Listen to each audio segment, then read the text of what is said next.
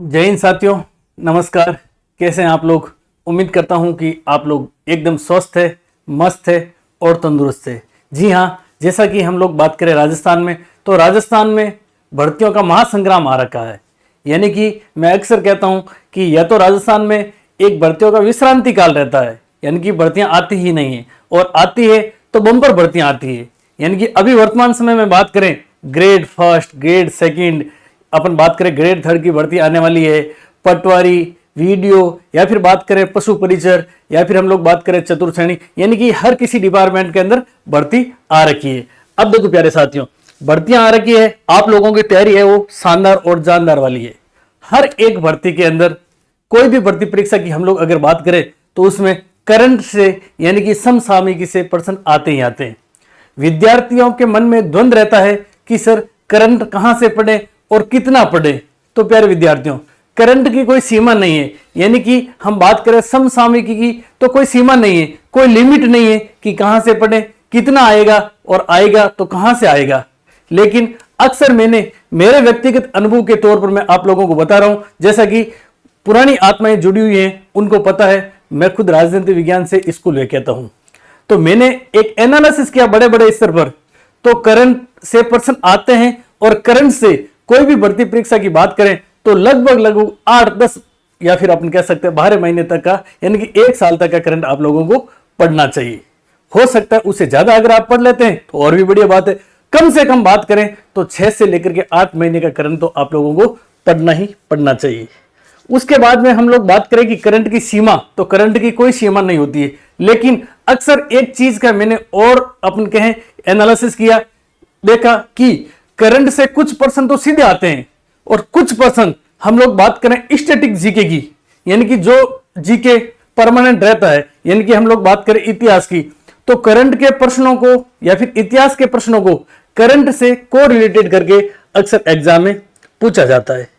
तो आप लोग करंट अपने अपने स्तर से पढ़ तो रही हैं, खूब पढ़ा और पढ़ते रहना। लेकिन इस सेशन में मैंने आप लोगों के लिए प्रयास किया है कि सभी भर्ती परीक्षाओं के लिए यह क्लास है जो पहली बात तो है कि अति महत्वपूर्ण रहने वाली है। राजस्थान करंट अफेयर, और राजस्थान करंट अफेयर अक्टूबर से लेकर के दिसंबर 2024, जिसमें मुख्य रूप से हम बात करें सुजसार, उसके बाद में हम लोग बात करें तो महत्वपूर्ण राजस्थान सरकार की वेबसाइट्स का मैंने सम्मिश्रण करने की कोशिश की। अब देखो, यह क्लास आप लोगों के लिए एज ए मैं कह सकता हूं कि निचोड़ के तौर पर रहेगी, यानी कि आप लोगों के लिए डाइजेस्टर के तौर पर रहेगी। आप लोगों के लिए एक क्लास है जो प्यारे विद्यार्थियों रामबाण रहेगी। क्या रहेगी? रामबाण रहेगी। मैंने और अक्सर मेरी थीम रही है, इस चैनल की थीम रही है कि हम लोग किस प्रकार से कम कंटेंट में मैक्सिमम मार्क्स प्राप्त कर सके। तो मैंने आप लोगों के सामने निचोड़ लाने का प्रयास किया, और वो क्लास में आपको इस क्लास में देखने को मिल जाएगा। अगर आप लोग एक बार क्लास में जुड़ गए तो ये जो भी सेशन चलेगा, घंटा, 1.5 घंटा या 2 घंटे का, आप कंटिन्यू रूप से बने रहे। मैं आपको इतना विश्वास दिलाता हूं कि अक्टूबर से दिसंबर तक आप करंट तो पढ़ेंगे ही पढ़ेंगे, साथ साथ में मैं कोशिश करूंगा आपको याद करवाने की। साथ ही साथ हम लोग करंट को स्टैटिक जीके से को रिलेटेड करके पढ़ेंगे, जिससे करंट तो आपको याद होगा ही होगा। साथ साथ में हम लोग बात करें राजस्थान भूगोल की, या फिर इतिहास की, या फिर कला संस्कृति की, या फिर राज्य व्यवस्था की, वो भी आपके आधे से ज्यादा हम लोग कह सकते हैं कि रिवाइज हो जाएगा। जैसे कि आपको थंबनेल के ऊपर दिख ही रहा है, हम लोग बात कर रहे हैं कहां की? अक्टूबर से लेकर के दिसंबर 2024 तक का। अब देखो प्यारे साथियों, यह अक्टूबर से दिसंबर 2024 तक का करंट अफेयर का संपूर्ण निचोड़।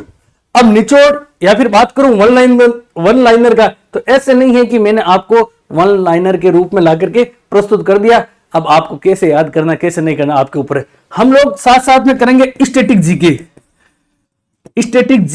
और स्टैटिक जीके की बात करूं, ताजा उदाहरण मैं आप लोगों को देता हूं कि जैसे कि कल आपके 5 जून थी। क्या थी? कल आपके 5 जून थी। ठीक है, 5 जून को मनाया जाता आपके विश्व पर्यावरण दिवस। विश्व पर्यावरण दिवस, ठीक है भाई साहब, 5 जून को विश्व पर्यावरण दिवस मनाया जाता है।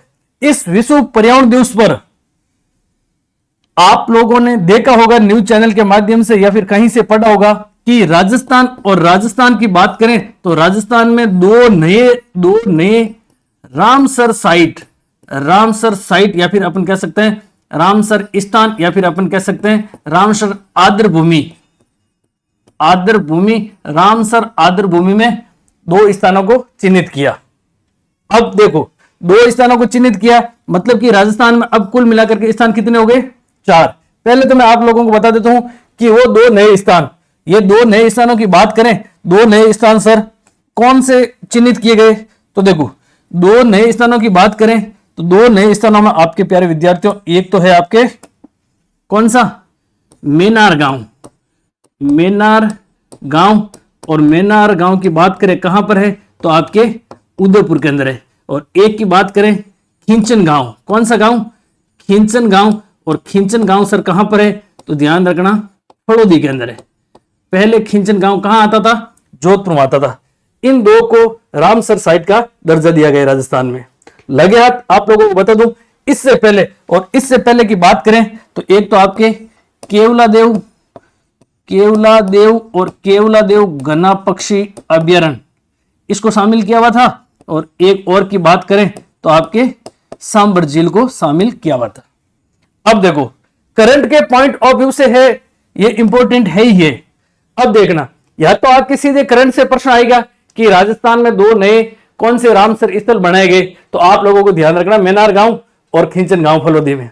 या फिर देखना, करंट के प्रश्न है जो एग्जामिनर है जो कहां से करंट का प्रश्न है जो एग्जामिनर को रिलेटेड करके देगा स्टैटिक जीके से, और स्टैटिक जीके से प्रश्न को रिलेटेड देगा कि राजस्थान में कुर्जा पक्षी कहां पाया जाता है? तो पाया जाता है खिंचन गांव में। खिंचन गांव कहां है? फलोदी में। बात करें हम लोग कुर्जा पक्षी की, कुर्जा पक्षी की तो ध्यान रखना, कुर्जा पक्षी और कुर्जा पक्षी को कहा जाता है डेमोजिल क्रेन। क्या कहा जाता है? डेमोजिल और डेमोजिल क्रेन कहा जाता है, यानी कि को रिलेटेड करके यहां से प्रश्न आएगा।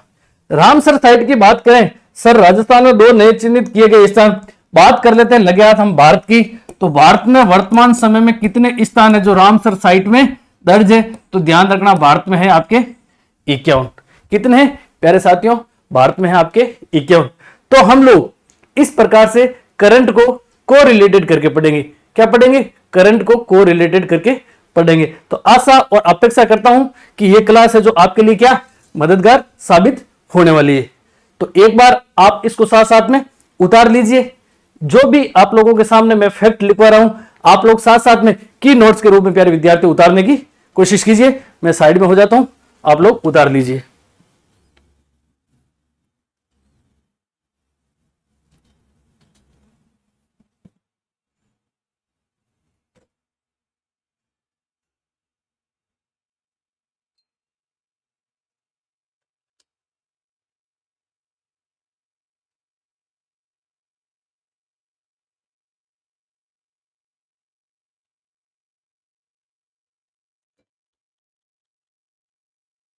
ठीक है, अब देखो हम बात करते हैं अक्टूबर से लेकर के दिसंबर तक का करंट अफेयर। पहला प्रश्न आप लोगों के लिए वन लाइनर के रूप में है। अब देखो प्यारे विद्यार्थियों, ये पीडीएफ में आपको भेज दूंगा, फिर कह रहा हूं पीडीएफ में आपको भेज दूंगा, लेकिन आपको मैंने साथ साथ में उतारने का इसलिए कहा, आप खुद उतारेंगे की नोट्स के रूप में तो आपके लिए बेहद ज्यादा फायदेमंद रहेगी ये क्लास। रन फॉर विकसित राजस्थान मैराथन 12 दिसंबर को आयोजित की गई। रन फॉर विकसित राजस्थान मैराथन, सीधा सीधा प्रश्न आएगा, कब आयोजित की गई? 12 दिसंबर को आयोजित की गई। सर 12 दिसंबर को आयोजित की, कहां पर आयोजित की गई? तो ध्यान रखना प्यारे विद्यार्थियों, अमर जवान ज्योति स्थान है, और स्थान कहां पर है? अमर जवान ज्योति, और ये अमर जवान ज्योति स्थान कहां पर है? तो ध्यान रखना ये आपके है कहां पर? जयपुर के अंदर है। अब देखो कब आयोजित की गई? 12 दिसंबर को। कहां पर? अमर जवान ज्योति स्थान है जयपुर में। इसका लक्ष्य क्या है या फिर इसकी थीम क्या थी? तो ध्यान रखना, युवा सख्त तो राजस्थान सख्त, यानी कि युवा सख्त होगा तो राजस्थान सख्त होगा। ध्यान रखना 12 दिसंबर को आयोजित की गई। 12 दिसंबर को क्या थी? सरकार की पहली वर्षगांठ थी। वर्तमान समय में बात करें 16वीं विधानसभा की, 16वीं विधानसभा की बात करें मुख्यमंत्री की तो श्री भजनलाल जी शर्मा साहब। 16वीं विधानसभा की वर्षगांठ थी, इस अवसर पर ये रन फॉर विकसित राजस्थान का आयोजन किया गया और इसकी थीम या लक्ष्य था युवा शक्त राजस्थान शक्त। और ध्यान रखना प्यारे विद्यार्थियों, इसे प्रतिवर्ष है जो आयोजित करवाया जाएगा, प्रतिवर्ष आयोजित करवाया जाएगा। यहां से आपका सीधा सीधा प्रश्न बनेगा। फिर दूसरे प्रश्न की बात करें तो राज्य स्तरीय मुख्यमंत्री रोजगार उत्सव एवं युवा सम्मेलन ये कब हुआ? ये भी हुआ था आपके 12 दिसंबर को। यानी राज्य स्तरीय मुख्यमंत्री रोजगार एवं युवा सम्मेलन का कब हुआ? 12 दिसंबर को। सर ये कहां पर हुआ? तो ध्यान रखना ये आपके हुआ था प्यारे साथियों जोधपुर के अंदर। ये दोनों ही प्रश्न बेहद ज्यादा महत्वपूर्ण है, तो मैंने आप लोगों के पास में एक जगह इकट्ठा करने की कोशिश की कि आप तुलनात्मक रूप से अध्ययन करें। सर राज्य स्तरीय मुख्यमंत्री रोजगार उत्सव एवं युवा सम्मेलन 12 दिसंबर को जोधपुर में आयोजित किया गया, इस पर क्या हुआ था? तो ध्यान रखना राज्य सरकार को 12 दिसंबर को एक साल पूरा हुआ था। एक साल का कार्यकाल पूरा होने के उपलक्ष्य में मुख्यमंत्री श्री भजनलाल शर्मा जी ने राजस्थान के 4010 स्कूलों में 8020 हम कह सकते हैं कि डिजिटल क्लासरूम स्थापित किए। 4010 स्कूलों में 4010 स्कूलों में 8020 है जो डिजिटल क्लासरूम बनाने की बात कही थी। यानी कि 4010 स्कूलों में 8020 डिजिटल क्लासरूम बनाए जाएंगे। यानी कि एक स्कूल में 2 है जो डिजिटल क्लासरूम बनाए जाएंगे। सर डिजिटल क्लासरूम का क्या फायदा होगा? बिल्कुल फायदा होगा। बच्चे आराम से अपन कह सकते हैं अत्याधुनिक तरीके से, यानी कि आधुनिक शिक्षा के रूप में उनको रूबरू होने का मौका मिलेगा, यानी जुड़ने का मौका मिलेगा, पढ़ने का मौका मिलेगा। ठीक है साथियों, आगे बात करते हैं मुख्यमंत्री आयुष्मान आरोग्य शिविर। मुख्यमंत्री आयुष्मान आरोग्य शिविर की बात करें तो 15 दिसंबर से 31 जनवरी, ध्यान रखना 15 दिसंबर से 31 जनवरी तक इसका आयोजन किया गया। बात करें मुख्यमंत्री आयुष्मान आरोग्य शिविर का आयोजन 15 दिसंबर से 31 जनवरी तक किया गया, 31 जनवरी 2025 तक। ठीक है, अब इसमें क्या हुआ? हम बात करें पीएचसी या फिर हम बात करें सीएससी यानी सामुदायिक विकास केंद्र वगैरह की बात करें ना, यहां पर 37 प्रकार की जांच निःशुल्क रूप से की गई। कितने प्रकार की जांच? 37 और 37 प्रकार की जांच है जो प्यारे विद्यार्थियों निःशुल्क रूप से की गई। कहां पर? मुख्यमंत्री आयुष्मान आरोग्य शिविर पर। तो प्यारे विद्यार्थियों ये जो आपको 3 प्रश्न दिख रहे हैं ना, ये 3 प्रश्न नहीं है, यहां से सीधे सीधे आप लोगों के बहुत महत्वपूर्ण प्रश्न आने की पूरी संभावना है। अब देखो आप लोगों की जानकारी के लिए बता दूं कि अगर आप ग्रेड फर्स्ट की तैयारी कर रहे हैं और आप तैयारी कर रहे हैं राजनीति विज्ञान से, तो हम लोगों ने, हमारी टीम ने ग्रीन पेन वाली टेस्ट सीरीज 2.0 चला रखी है, जिसमें यूनिट वाइज हम लोगों ने सिलेबस या फिर अपन कह सकते हैं पूरे पाठ्यक्रम को विभाजित किया। 6 टेस्ट होंगे। कितने? 6 टेस्ट। उसके बाद में परीक्षा से पहले परीक्षा 1.0 और परीक्षा से पहले परीक्षा 2.0। हम लोग बात कर रहे हैं स्कूल लेक्चरर की। तो अगर आप लोग इनसे जुड़ना चाहते हैं तो आप इनसे क्या कर सकते हैं? जुड़ सकते हैं।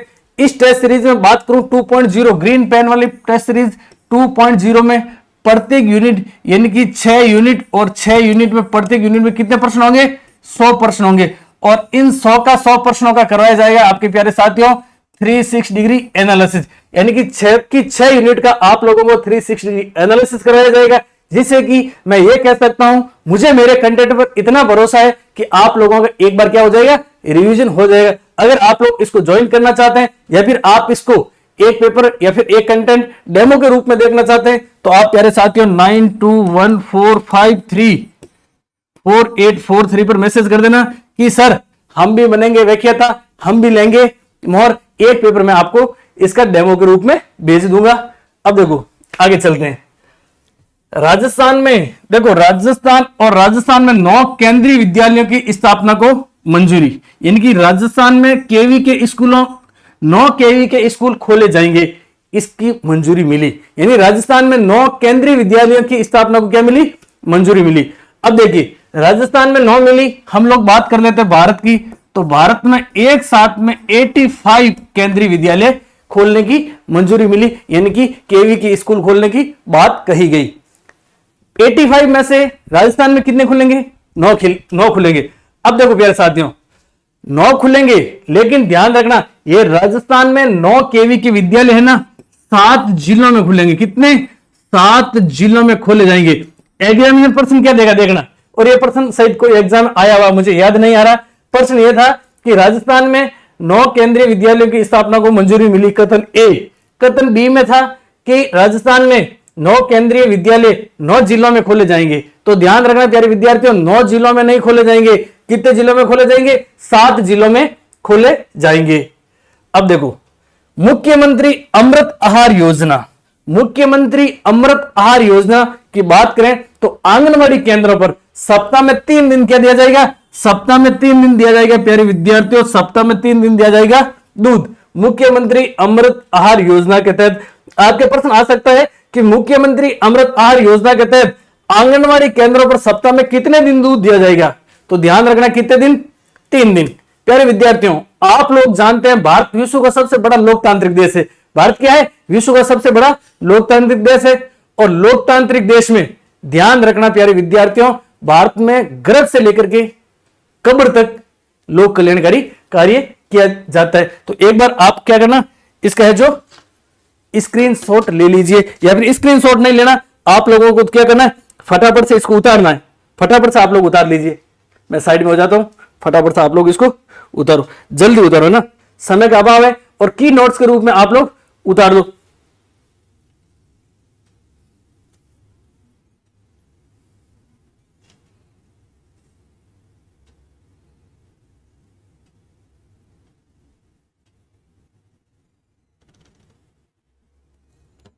पहले वाले को उतारने का टाइम नहीं दिया था ना, इसको भी उतार लो।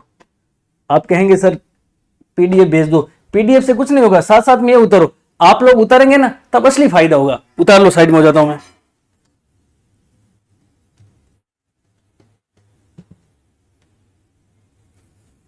चलो अगले प्रश्न की ओर बढ़ते हैं। अगला प्रश्न देखो, राजस्थान में टीबी मुक्त भारत के लिए 100 दिवसीय अभियान का शुभारंभ। राजस्थान में टीबी मुक्त भारत के लिए 100 दिवसीय अभियान का शुभारंभ किया गया। कितने दिवसीय अभियान का? 100 दिवसीय अभियान का शुभारंभ किया गया। और सर ये शुभारंभ कब किया? तो ध्यान रखना 7 दिसंबर 2024 को यह शुभारंभ किया गया। और राजस्थान के कितने जिलों में किया गया? तो ध्यान रखना 5 जिलों में, 5 जिलों में शुभारंभ। और राजस्थान के 5 जिलों में सीधा सीधा आप लोग याद कर लेना। प्रश्न आएगा, राजस्थान में टीबी मुक्त भारत के लिए 100 दिवसीय अभियान का शुभारंभ कब किया गया? 7 दिसंबर को किया गया। राजस्थान के कितने जिलों में किया गया? तो राजस्थान के कितने जिले? राजस्थान के 5 जिलों में इसका शुभारंभ किया गया। अगला प्रश्न देखो, कर्म भूमि से मातृभूमि कार्यक्रम, इसके ऊपर आप लोगों को लगाना है कौन सा सटार? Seven star. कर्म भूमि से मातृभूमि कार्यक्रम, कर्म भूमि से मातृभूमि कार्यक्रम की बात करें तो ये आपके फ्लैगशिप योजना में भी है। क्या है? फ्लैगशिप योजना में भी ये योजना शामिल है। इसमें क्या किया गया? प्रवासी बंधुओं की भागीदारी से भूजल स्तर की वृद्धि करना। प्रवासी बंधुओं की भागीदारी से भूजल स्तर में क्या करवाना? वृद्धि करवाना। और प्यारे विद्यार्थियों, इस अभियान की बात करें, यह अभियान कब शुरू किया गया? तो ध्यान रखना 15 जनवरी 2025 को कार्यक्रम। और इसके तहत अभियान की बात करें ना तो 15 जनवरी 2025 को यह अभियान शुरू हुआ था। याद रखना ये आपके फ्लैगशिप योजना में भी है, तो आपके प्रश्न आ सकता है। सर इसके तहत क्या किया गया? प्रवासी बंधुओं की भागीदारी से भूजल स्तर में क्या करनी? वृद्धि करनी। और लगभग 45,000 रेन वाटर रिचार्ज स्ट्रक्चर के निर्माण की भी बात की गई। 45,000 रेन वाटर हार्वेस्टिंग रिचार्ज के निर्माण की बात कही गई।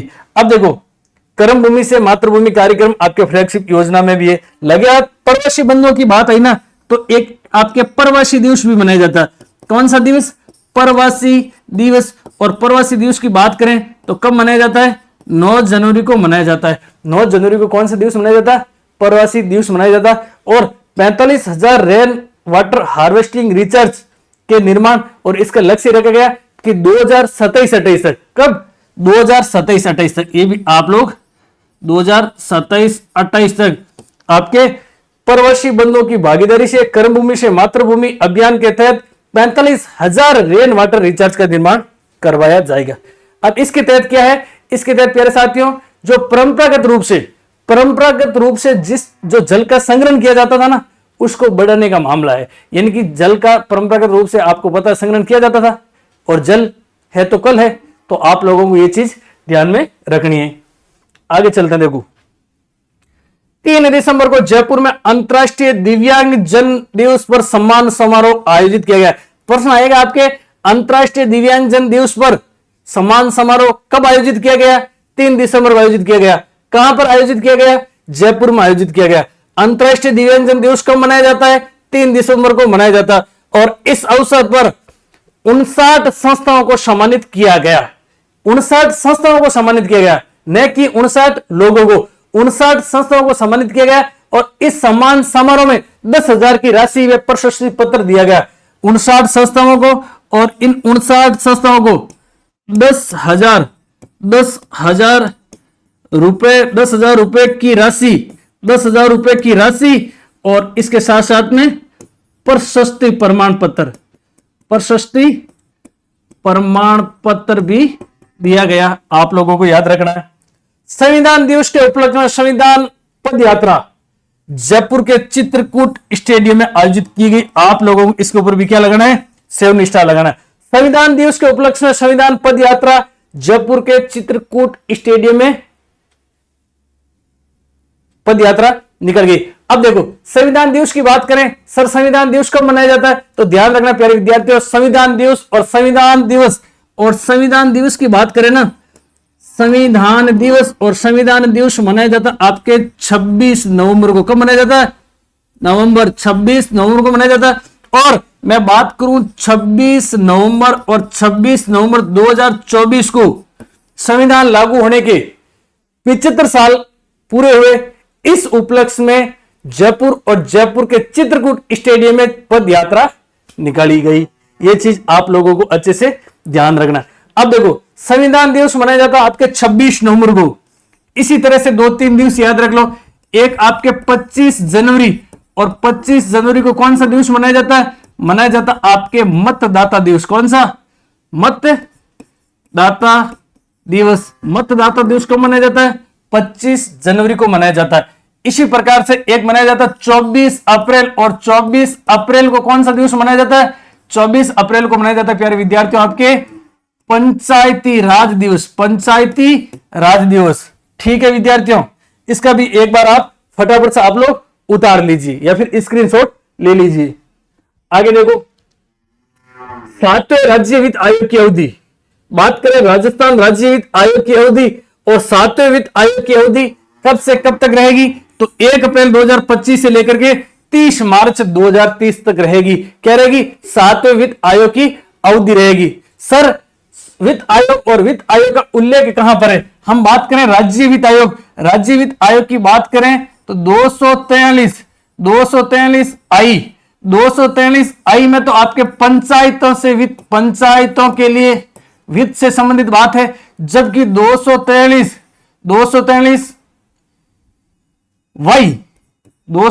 आपके वही, और 243 वही में है आपके नगरीय निकाय से संबंधित।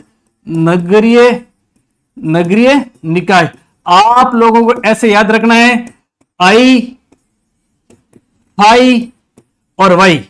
क्या आपको याद रखना? आई, फाई और वाई। आई की बात करें तो 243 आई में पंचायतों से संबंधित वित्त विभाग यानी कि वित्त की बात कर रही है, जबकि फाई से क्या हो जाएगा आपके फाइनेंस यानी वित्त, और वाई में है आपके नगरीय निकाय से संबंधित। हम लोग बात करें छठे वित्त आयोग और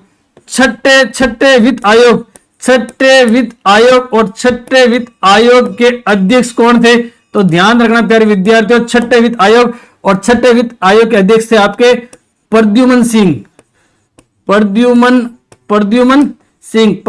तो छठे वित्त आयोग के क्या थे? अध्यक्ष।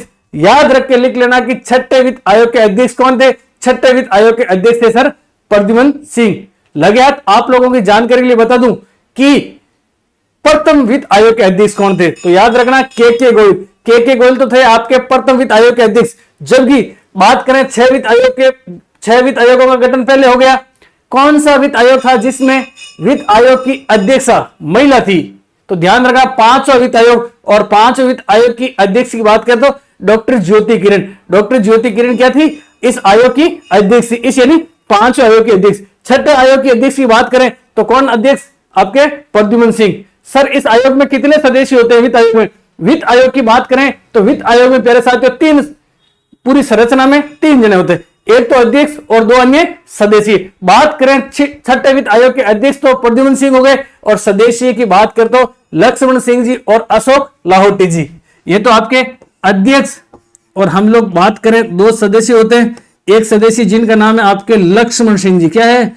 लक्ष्मण सिंह जी, लक्ष्मण सिंह जी। और दूसरे अध्यक्ष की, अपने दूसरे सदस्य की बात करें तो है आपके अशोक जी लाहोटी साहब, अशोक जी लाहोटी साहब। अब देखो प्रथम वित्त आयोग, प्रथम वित्त आयोग राज्य राजस्थान की बात करें, प्रथम वित्त आयोग और प्रथम वित्त आयोग और प्रथम वित्त आयोग के अध्यक्ष की बात करें तो अध्यक्ष कौन थे? अध्यक्ष थे आपके के गोयल, यानी कृष्ण कुमार गोयल। के गोयल की बात करें तो कृष्ण कुमार गोयल, ध्यान रखना कौन? कृष्ण कुमार गोयल, कृष्ण कुमार गोयल। और हम लोग बात करें कि वित्त आयोग, 6 वित्त आयोग का गठन हो गया, 7वें वित्त आयोग की अवधि की बात हो रही है, अभी गठन होगा। अब देखो 5वां वित्त आयोग था ना, 5वां वित्त आयोग, और 5वें वित्त आयोग की अध्यक्ष की बात करें तो महिला अध्यक्ष, महिला अध्यक्ष। और महिला अध्यक्ष की बात करें, महिला अध्यक्ष कौन थी? तो ध्यान रखना डॉक्टर ज्योति किरण, डॉक्टर ज्योति किरण राजस्थान के 5वें वित्त आयोग की अध्यक्षा थी। और वित्त आयोग की बात करें तो एकमात्र महिला अध्यक्ष थी। ठीक है प्यारे विद्यार्थियों, प्रश्न एक था, लेकिन मैंने आप लोगों को क्या कहा, इसके को रिलेटेड करके हम लोग स्टैटिक जीके पढ़ेंगे। अब देखो प्यारे साथियों, 7वें वित्त आयोग की गठन की अवधि आपके 1 अप्रैल 2025 से 30 मार्च 2030 है। ठीक है, अब आपके या तो यहां से प्रश्न आएगा करंट का, या फिर पहले राज्य वित्त आयोग का अध्यक्ष पूछ लेंगे, या फिर छठे का पूछ लेंगे, या फिर पहली और एकमात्र महिला अध्यक्ष वो पूछ लेंगे, या फिर आपके आई फाई और वही वाला पूछ लेंगे। यानी कि प्रश्न एक था, लेकिन हम लोगों ने संपूर्ण कॉन्सेप्ट क्लियर करवाने की कोशिश की। आगे देखिए, कर्मचारी वेतन विसंगति परीक्षण समिति के अध्यक्ष तो आपको ध्यान रखना श्रीमान खेमराजी चौधरी। सीधा सीधा ऑनलाइन का प्रश्न है, कर्मचारी वेतन विसंगति, यानी कि कर्मचारियों के वेतन विसंगतियों को लेकर के एक परीक्षण समिति का गठन किया गया, और उस समिति के अध्यक्ष कौन? तो उस समिति के अध्यक्ष आपके प्यारे विद्यार्थियों कौन है? ध्यान रखना खेमराजी चौधरी। अब देखो प्यारे विद्यार्थियों, अगले प्रश्न की ओर बढ़ते हैं। अगला प्रश्न है आपके राजस्थान विधानसभा उपचुनाव 2024। राजस्थान विधानसभा उपचुनाव 2024 की बात हो रही है, और 7 विधानसभा क्षेत्र पर उपचुनाव हुए। राजस्थान और राजस्थान में बात करें, राजस्थान और राजस्थान विधानसभा, तो ध्यान रखना वर्तमान में 16वीं विधानसभा चल रही है। 16वीं विधानसभा के विधानसभा अध्यक्ष, विधानसभा और विधानसभा अध्यक्ष और विधानसभा अध्यक्ष की बात करें तो कौन है? श्री वासुदेव देवनानी जी, वासुदेव और वासुदेव आपके देवनानी जी। ठीक है, हम लोग बात करें प्रतिपक्ष नेता, प्रतिपक्ष नेता, और प्रतिपक्ष नेता की बात करते हैं आपके टीकाराम जी झूली। कौन है? टीकाराम, और टीकाराम जी आपके झूली क्या है? प्रतिपक्ष के नेता है। वर्तमान में हम लोग बात करें राजस्थान के मुख्यमंत्री बनवारीलाल जी शर्मा है, सबको पता है। बात करें राजस्थान के राज्यपाल किशन राव हेगड़े साहब, क्या है? राजस्थान के राज्यपाल है। अब देखो प्यारे साथियों, 16वीं विधानसभा में उपचुनाव हुए थे 2024 में। ठीक है, अब उपचुनाव में 5 सीटें भाजपा ने जीती। कितनी सीटें भाजपा ने जीती? 5 सीटें। बात करें खींवसर, तो खींवसर से कौन विजय हुए थे? आपके खींवसर से रेवत राम डांगा साहब विजय हुए थे। रेवत राम डांगा जो कि पहले आरएलपी राष्ट्रीय लोकतांत्रिक पार्टी में थे, लेकिन उन्होंने भाजपा ज्वाइन की, और भाजपा के उपचुनाव में खींवसर से क्या बने? प्रत्याशी बने। और वर्तमान समय में क्या है? रेवत राम डांगा साहब एमएलए। कहां से? खींवसर से। रेवत राम डांगा साहब के सामने प्रत्याशी के रूप में आरएलपी और आरएलपी के सुप्रीमो हनुमान बेनीवाल जी की धर्मपत्नी जी थे। अब देखो झुंझुनू से बात करें तो राजेंद्र बाबू जी भाजपा से प्रत्याशी थे और विजय हुए उपचुनाव में। सुखवंत सिंह जी रामगढ़ से, जबकि राजेंद्र गुर्जर देवली उनियारा से, जबकि शांता अमृतलाल मीणा सलूमर से। यानी भाजपा ने उपचुनाव में कितनी सीटें जीती थी? भाजपा ने उपचुनाव में सर जो 5 सीटें जीती थी। सॉरी। अब देखो हम लोग बात करें कांग्रेस की, तो कांग्रेस से विजय हुए थे दौसा से, और दौसा से विजय हुए थे आपके दीनदयाल जी। अब देखो भारत आदिवासी पार्टी, जिसे शॉर्ट में कहा जाता आपके बाप, क्या कहा जाता है? बाप कहा जाता है, और बाप आपके एग्जाम में आएगी। भारतीय आदिवासी पार्टी से उपचुनाव में अनिल कुमार कटारा जी विजय हुए, और कहां से हुए? 84 से हुए। अब देखिए प्यारे साथियों, भारत आदिवासी पार्टी से आपके प्रश्न आने की पूरी संभावना है। प्रश्न आएगा भारत आदिवासी पार्टी से, या फिर भारत आदिवासी पार्टी का गठन कब हुआ, स्थापना कब हुई? तो ध्यान रखना प्यारे विद्यार्थियों, कब हुई थी? 10 सितंबर 2024 को। 10 सितंबर, देखो 10 सितंबर 2024 और 10 सितंबर 2024 को क्या होती है? भारत आदिवासी पार्टी की स्थापना 24 नहीं, सॉरी 10 सितंबर 2023 को होती है ना। 10 सितंबर 2023 को इसकी स्थापना होती है। और वर्तमान समय में हम बात करें कि भारत आदिवासी पार्टी दक्षिणी राजस्थान में बहुत शानदार काम कर रही है। इस वजह से वर्तमान समय में 1 सांसद और 4 क्या है? विधायक है। भारत आदिवासी पार्टी और भारत आदिवासी की पार्टी की बात करें वर्तमान राजस्थान विधानसभा में 4 तो है भारत आदिवासी पार्टी की क्या? एमएलए। क्या है? 4 तो है एमएलए, जबकि 1 है आपके क्या? सांसद। और सांसद की बात करें, सांसद कौन है? राजकुमार रोत साहब। राजकुमार रोत साहब, और राजकुमार रोत साहब क्या है? Founder of Bharat Adivasi party. Rajkumar Roat साहब ने इस पार्टी का गठन किया था। ध्यान रखना प्यारे विद्यार्थियों, ये आपके एग्जाम में आने लायक प्रश्न है। अब देखो वर्तमान समय में हम लोग बात करें भारत आदिवासी पार्टी, तो भारत आदिवासी पार्टी के अध्यक्ष कौन है वर्तमान में? तो वर्तमान अध्यक्ष की बात करें तो है आपके मोहनलाल जी रोत साहब है जो इसके क्या है? अध्यक्ष है। अब देखो पार्टी को राज्य पार्टी का दर्जा मिलते ही भारत आदिवासी पार्टी जो तीसरी सबसे बड़ी पार्टी बन गई। यानी कि राजस्थान में वर्तमान में तीसरी सबसे बड़ी पार्टी कौन सी है? तो आपका उत्तर आएगा सर भारत आदिवासी पार्टी है। भारत आदिवासी पार्टी के वर्तमान में, और क्या आवाज नहीं आ रही है? अरे हाँ, भारत आदिवासी पार्टी के वर्तमान में 1 सांसद कहां पर है? लोकसभा में, जबकि 4 विधायक है। अब सांसद और विधायकों की बात आती है ना, तो भारत अपन बात करें राजस्थान से, तो राजस्थान से लोकसभा में सदस्य कितने निर्वाचित होते हैं? 25, जबकि राज्यसभा में सदस्य कितने? तो ध्यान रखना 10। कुल मिलाकर के राजस्थान से संसद, और संसद में सदस्य कितने जाते हैं? ध्यान रखना संसद में सदस्य जाते हैं प्यारे विद्यार्थियों कितने? 35 सदस्य जाते हैं। अब देखो पार्टी ने, अब आपके प्रश्न घुमाने वाला भी आ सकता है। प्रश्न आएगा आपके भारत आदिवासी पार्टी ने 2023 के विधानसभा चुनाव या फिर 16वीं विधानसभा में कितनी सीटें जीती थी? तो 16वीं विधानसभा में तो जीती थी आपकी कितनी? 3 सीटें। उसके बाद में उपचुनाव हुआ था, उसमें 1 सीट पर और विजय हुए थे 84 से। और कौन विजय हुए थे? अनिल कुमार कटारा जी विजय हुए थे। इस चीज को आप लोगों को अच्छे से क्या करना? नोट डाउन कर लेना। प्यारे विद्यार्थियों प्रश्न है जो करंट का आएगा, और करंट का प्रश्न आएगा को रिलेटेड करके। कैसा आएगा? को रिलेटेड करके आएगा। अब देखो मैं अगर आप लोगों से बात करूं कि सर राज्य स्तरीय पार्टी बनाने की शर्तें क्या है, यानी कि राजस्थान में पार्टी बनाने के लिए, या फिर हम लोग बात करें निर्वाचन आयोग की क्या शर्तें हैं कि कोई भी व्यक्ति राज्य स्तर की पार्टी बना सकता है। जैसे कि हम लोग बात करें इससे पहले आरएलपी की बात करें, तो आरएलपी के 15वीं विधानसभा में कितने एमएलए थे? और एमएलए की बात करें तो 15वीं विधानसभा में आपके 3 एमएलए थे आरएलपी के। यानी आरएलपी भी राज्य स्तर का अपन कह सकते हैं एक राजनीतिक पार्टी है। ठीक है प्यारे विद्यार्थियों, वर्तमान समय में तीसरी बड़ी पार्टी की, पिछली बार तीसरी बड़ी पार्टी कौन सी थी? आरएलपी थी। अभी वर्तमान में तीसरी सबसे बड़ी पार्टी राजस्थान विधानसभा में कौन सी है? तो आपका उत्तर आएगा सर बाप पार्टी। बाप की बात करें तो भारत आदिवासी पार्टी। अब देखो प्यारे विद्यार्थियों, राज्य स्तरीय राजनीतिक पार्टी बनने के लिए निर्वाचन आयोग ने कुछ शर्तें निर्धारित कर रखी है, यानी कि कुछ प्रावधान निर्धारित कर रखे हैं।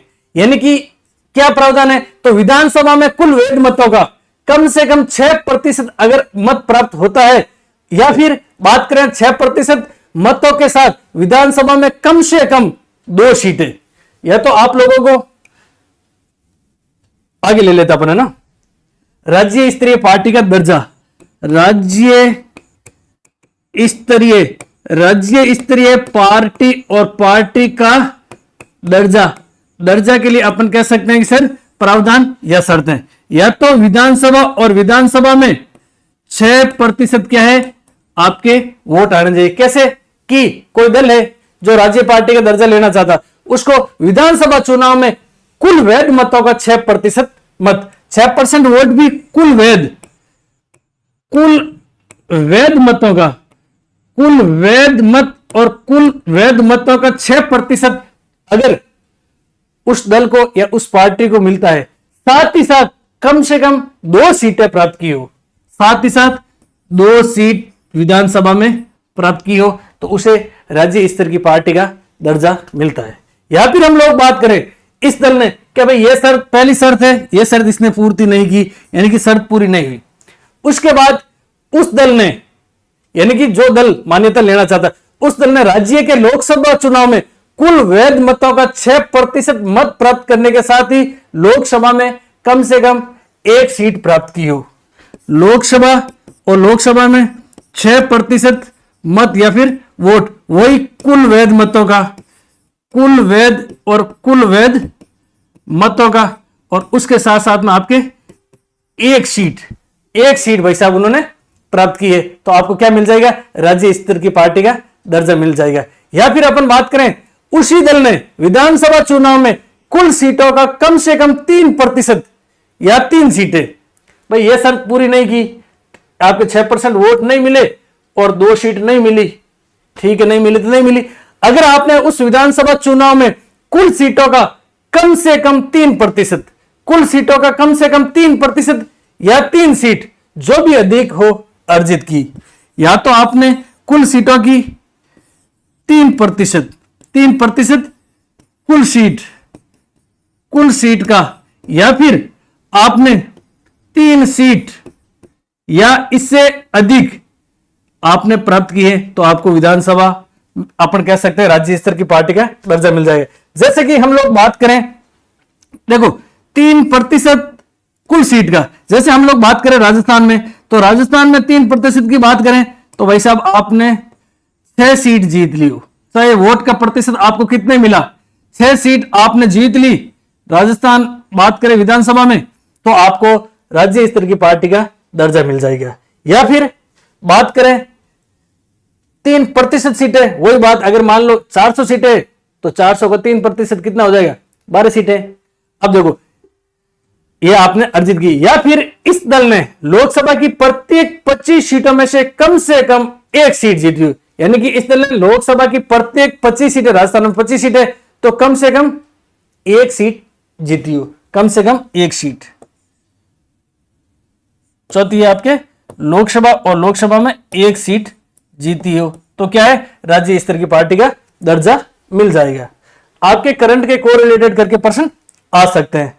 अब आगे देखिए, राष्ट्रीय महिला आयोग की अध्यक्ष और राष्ट्रीय महिला आयोग की अध्यक्ष कौन है वर्तमान में, विजया राहटकर है। कौन है, विजय राहटकर है। अब आप लोगों से मैं प्रश्न पूछता हूं, आप लोग प्रश्न का उत्तर बताने की कोशिश कीजिए। प्रश्न आप लोगों से यह है कि वर्तमान में राजस्थान राज्य महिला आयोग के अध्यक्ष कौन है। आप इसको लिख लीजिए और इस प्रश्न का उत्तर देने की कोशिश कीजिए। प्रश्न यह है कि वर्तमान में राजस्थान राज्य महिला आयोग की अध्यक्ष कौन है। फटाफट से आप लोग उत्तर देने की कोशिश कीजिए। बताओ, ये भी लिख लो और आप उत्तर देने की कोशिश करो। वर्तमान समय में राजस्थान राज्य महिला आयोग की अध्यक्ष कौन है। देखो प्यारे विद्यार्थियों, आप उत्तर देने की कोशिश करो। हो सकता है कि आपके उत्तर गलत हो, कोई नहीं, एक बार गलत होने दो, क्या फर्क पड़ेगा। लेकिन अभी जो आपके गलत होंगे ना, वो मैं आपको वादे और विश्वास के साथ में कह सकता हूं कि आपके जो है बाद में उत्तर गलत नहीं होंगे। आप उत्तर बताने की कोशिश करो। कई ने उत्तर बताइए, बताओ उत्तर।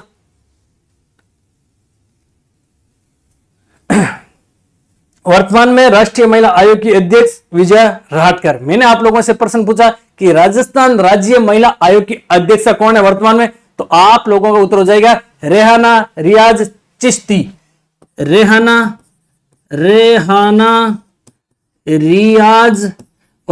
रियाज चिश्ती। और ये क्या है वर्तमान में राजस्थान राज्य महिला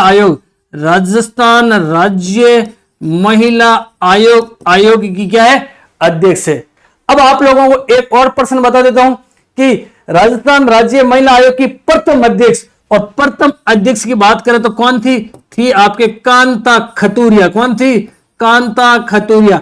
ये आपके शॉर्ट में लिखा हुआ है राजस्थान राज्य महिला आयोग की अध्यक्ष वर्तमान में तो है रेहाना रियाज चिश्ती, और पहली की बात करें तो पहली कौन थी? पहली थी आपके कांता खतूरिया। आगे चलते हैं। हम देखो ये आपने उतार लिया होगा, इसका स्क्रीनशॉट ले लेना। आगे देखो नवंबर 2024, आगे आपका 14वां ऑनलाइन प्रश्न है। नवंबर 2024 बीकानेर राष्ट्रीय महिला आयोग आपके द्वार, बीकानेर में राष्ट्रीय महिला आयोग आपके द्वार कार्यक्रम का आयोजन किया गया। यानी कि नवंबर 2024 में बीकानेर में राष्ट्रीय महिला आयोग आपके द्वार कार्यक्रम का आयोजन किया गया। अब देखो इस आयोजन में बीकानेर नगर निगम परिषद में 2 सखी महिला स्वच्छता गृह, 2 सखी महिला स्वास्थ्य गृह के रूप में पिंक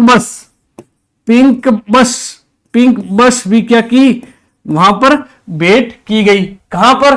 बीकानेर में। किस अभियान के तहत? राष्ट्रीय महिला आयोग आपके द्वार अभियान के तहत। अब देखो ये आपके ऑनलाइन वाला प्रश्न है। द साबरमती रिपोर्ट फिल्म है जो टैक्स फ्री फिल्म है। साबरमती रिपोर्ट फिल्म है ना, टैक्स फ्री फिल्म है, और इसको टैक्स फ्री किसने किया? तो राजस्थान सरकार ने किया था। आगे आप देखिए खेलो इंडिया यूथ गेम्स की तर्ज पर खेलो राजस्थान यूथ गेम्स। बहुत अच्छा प्रश्न आएगा आपके। खेलो इंडिया यूथ गेम की तर्ज पर खेलो राजस्थान यूथ गेम्स शुरू किए गए, और इसका उद्देश्य क्या था? ग्रामीण क्षेत्र की प्रतिभाओं को तराशना। उद्देश्य क्या है? लिख लो उद्देश्य। और उद्देश्य की बात करें तो उद्देश्य की बात करो ग्रामीण क्षेत्र और ग्रामीण क्षेत्र की प्रतिभाओं ग्रामीण क्षेत्र की प्रतिभाओं को तराशना इसका उद्देश्य था। यानी तराशना, गांव में प्रतिभाएं खूब है, आवश्यकता है उनको मौका मिलने की। यानी गांव में मौका मिलते प्रतिभाएं बाहर आते। और ध्यान रखना प्रथम चरण में खेलो इंडिया यूथ गेम्स में प्रथम चरण में है जो आपके 10,000 की आबादी वाली 163 ग्राम पंचायतों का चयन किया गया। 10,000 और 10,000 की आबादी वाली 163 ग्राम पंचायतों, और ग्राम पंचायतों का क्या किया गया? ग्राम पंचायतों का चयन किया गया। किसके तहत? इसके तहत। और इसके तहत की बात करें तो प्रथम चरण के तहत। अब आप लोगों को कमेंट करके बताना है कि आपकी ग्राम पंचायत का चयन किया या फिर नहीं किया। आगे चलते प्यारे विद्यार्थियों, आगे आपके 402 17वां प्रश्न है। 402 पीएम श्री विद्यालयों में पूर्व प्राथमिक कक्षाओं का संचालन। 402 पीएम श्री विद्यालयों में पूर्व प्राथमिक कक्षाओं का संचालन किया जाएगा। क्या किया जाएगा? यानी पीएम श्री की बात करें ना, वो स्कूल एक कुछ मानक निर्धारित किए गए, कुछ प्रावधान किए गए, चाहे हम बात करें शिक्षण कार्य में या फिर बात करें स्वच्छता के क्षेत्र में या फिर अन्य संसाधनों के मामले में। जो स्कूल अव्वल होती है, अपन कह सकते हैं जिसका हर तरह से स्तर अच्छा होता है, उस स्कूल को पीएम श्री का दर्जा दिया जाता है। और पीएम श्री का दर्जा दिया जाता है प्रथम चरण। और प्रथम चरण में राजस्थान की कितनी स्कूल है? 402। यानी कि प्रथम चरण में राजस्थान की 402 स्कूलों को सम्मिलित किया गया, जिसमें पूर्व प्राथमिक कक्षाओं का संचालन होगा। यानी पूर्व प्राइमरी कक्षाओं का संचालन होगा। इस चीज को भी आप लोग ध्यान से याद रखना। क्या रखना? ध्यान से याद। प्रश्न आ सकता है कि प्रथम चरण में राजस्थान से कितनी पीएम श्री स्कूलों का निर्धारण किया गया? तो 402। अब देखो अगले प्रश्न में आपके प्यारे विद्यार्थियों, अब आईडी क्या है? राजस्थान डिजिटल हेल्थ मिशन के तहत, यानी कि राजस्थान डिजिटल हेल्थ मिशन के तहत प्रत्येक व्यक्ति की आईडी बनाई जाएगी। क्या बनाई जाएगी? इसके तहत अब आईडी और प्रत्येक व्यक्ति की आईडी, प्रत्येक व्यक्ति और प्रत्येक व्यक्ति की आईडी बनाई जाएगी। सर प्रत्येक व्यक्ति की आईडी क्यों बनाई जाएगी? प्रत्येक व्यक्ति की आईडी इसलिए बनाई जाएगी क्योंकि प्रदेशवासियों का स्वास्थ्य रिकॉर्ड डिजिटल रूप में संधारित करना है। क्या करना? प्रदेशवासियों का स्वास्थ्य रिकॉर्ड है जो डिजिटल रूप में संधारित करना है। आगे प्रश्न देखो, मिशन ओलंपिक 2028 के तहत प्रदेश को खेल के क्षेत्र में उन्नति के शिखर पर ले जाना। मिशन ओलंपिक 2028, मिशन ओलंपिक 2028 के तहत प्रदेश को खेल के क्षेत्र में उन्नति के शिखर पर ले जाना और प्रदेश के 50 सबसे बड़े प्रतिभाशाली विद्यार्थियों को विश्व स्तरीय सुविधाएं देना। और इसके तहत ध्यान रखना, जयपुर में 100 करोड़ से centre for excellence of sports बनाया जाएगा। जयपुर में 100 करोड़ से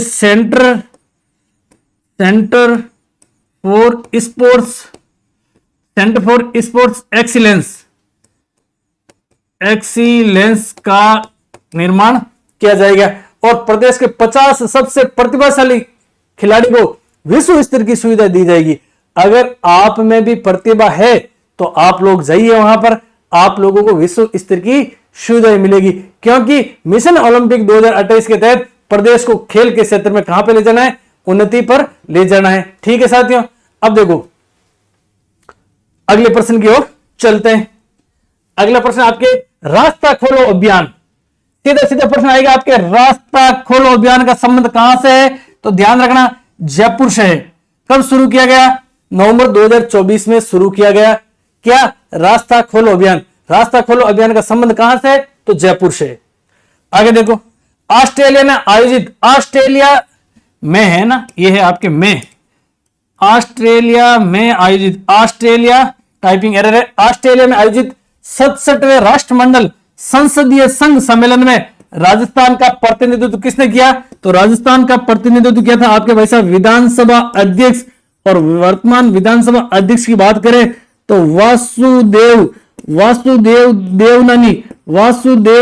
देवनानी जी ने प्रतिनिधित्व किया था। कहां पर आयोजित हुए 67वें राष्ट्रमंडल संसदीय खेल? तो हुए थे आपके, ये सम्मेलन कहां पर हुआ? तो ऑस्ट्रेलिया में हुआ था। कहां पर हुआ था? अब देखो प्यारे विद्यार्थियों, ये तो प्रश्न आएगा ही आएगा, ध्यान रखना। प्रश्न एग्जामिनर इससे आगे और जा सकता है। एग्जामिनर यह भी पूछ सकता है कि ऑस्ट्रेलिया में आयोजित 67वें राष्ट्रमंडल संसदीय संघ सम्मेलन में राजस्थान का प्रतिनिधित्व वासुदेव देवनानी जी ने किया।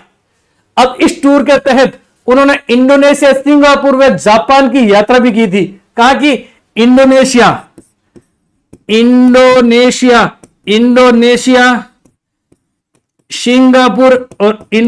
सिंगापुर व जापान, इन देशों की यात्रा भी की थी इस टूर के तहत। आपके प्रश्न क्या आ सकता है? देखो प्रश्न आ क्या सकता, आया हुआ है कि ऑस्ट्रेलिया में आयोजित 67वें राष्ट्रमंडल संसदीय संघ सम्मेलन में राजस्थान का प्रतिनिधित्व राजस्थान विधानसभा अध्यक्ष वासुदेव देवनानी ने किया। इसके तहत उन्होंने निम्न में से किस देश की यात्रा नहीं की? तो इंडोनेशिया, सिंगापुर व जापान की यात्रा की थी। बाकी एक और देश अन्य दे देंगे। अगला प्रश्न आपके युवा संसद कार्यक्रम, युवा संसद कार्यक्रम कब? तो 17 नवंबर। कहां पर? तो रामगंज मंडी। और रामगंज मंडी कहां पर है? खैराबाद। और खैराबाद कहां पर है? कोटा में। यहां पर आयोजन किया गया था किसका? युवा संसद महोत्सव का आयोजन किया था। आगे देखो प्रश्न आ सकता है आपके 18 से 20 नवंबर तक कहां पर बूंदी उत्सव आयोजित किया गया? तो बूंदी में किया था। चंद्रभागा मेला कहां का प्रसिद्ध है? तो झालावाड़ का प्रसिद्ध है। पुष्कर मेला 2 नवंबर से 17 नवंबर तक पुष्कर मेले का आयोजन किया गया। वेरी वेरी इंपॉर्टेंट है। पुष्कर मेला कब भरा जाता है? तो कार्तिक की बात कर तो कार्तिक पूर्णिमा या फिर अमावस्या, एक बार आप कंफर्म देख लेना ना कब भरा जाता है। कार्तिक में भरा जाता है, पूर्णिमा या अमावस्या, आप बताओ। कार्तिक पूर्णिमा को भरा जाता है, अमावस्या को भरा जाता है पुष्कर का मेला? अब देखो 2 से 17 नवंबर तक आयोजित हुआ। इस पुष्कर मेले में महाआरती व दीपदान का रिकॉर्ड हुआ था।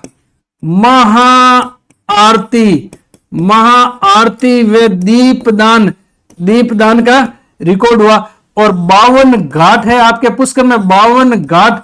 और इन 52 घाटों पर प्यारे विद्यार्थियों याद रखना 51,000 दीपदान का आयोजन किया गया।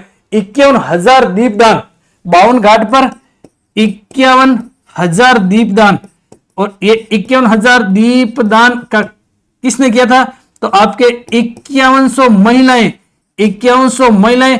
और ये महिलाएं पारंपरिक वेशभूषा में थी। पारंपरिक वेशभूषा की बात करें ना तो चुनरी वगैरह, लहंगा सूट वगैरह पहने हुए थे इनके, ठीक है ना। अब देखो आगे आपके है प्यारे विद्यार्थियों लाडो प्रोत्साहन योजना। कौन सी योजना है? लाडो प्रोत्साहन योजना है। और बात करें हम लोग लाडो प्रोत्साहन योजना की तो लाडो प्रोत्साहन योजना में से आपके प्रश्न आएगा। लाडो प्रोत्साहन योजना में से आपके प्रश्न आएगा। लाडो प्रोत्साहन योजना, लाडो प्रोत्साहन योजना। सर ये लाडो प्रोत्साहन योजना क्या है? ये लाडो प्रोत्साहन योजना और लाडो प्रोत्साहन योजना की बात करें ना, ये पूर्व में एक योजना संचालित हो रही थी जिसका नाम है आपके राजश्री योजना। कौन सी योजना? राजश्री योजना। इसका ही हम लोग कह सकते हैं कि विस्तारित रूप है। इसका ये क्या है? विस्तारित रूप है। इसको शुरू कब किया गया? 1 अगस्त और 1 अगस्त 2024 को प्यारे विद्यार्थियों राजस्थान में लाडो प्रोत्साहन योजना को शुरू किया गया। और किसने किया? तो ध्यान रखना मुख्यमंत्री भजनलाल जी शर्मा के द्वारा। अब देखो लाडो प्रोत्साहन योजना और लाडो प्रोत्साहन योजना में कुल राशि कितनी दी जाती है? राशि की बात कर तो 1,50,000, 1,50,000 राशि और दी जाती प्यारे विद्यार्थियों 7 किस्तों में। कितनी किस्तों में दी जाती है? 7 किस्तों में। सर पहली राशि कब ट्रांसफर की गई? तो ध्यान रखना महिला सम्मेलन हुआ था उदयपुर में 14 दिसंबर 2024। 14 दिसंबर और 14 दिसंबर 2024 को महिला सम्मेलन। और महिला सम्मेलन की बात करें तो महिला सम्मेलन कहां पर हुआ था? हुआ था आपके यूडीपी यानी उदयपुर में। इस समय पहली किस्त जो ट्रांसफर की थी।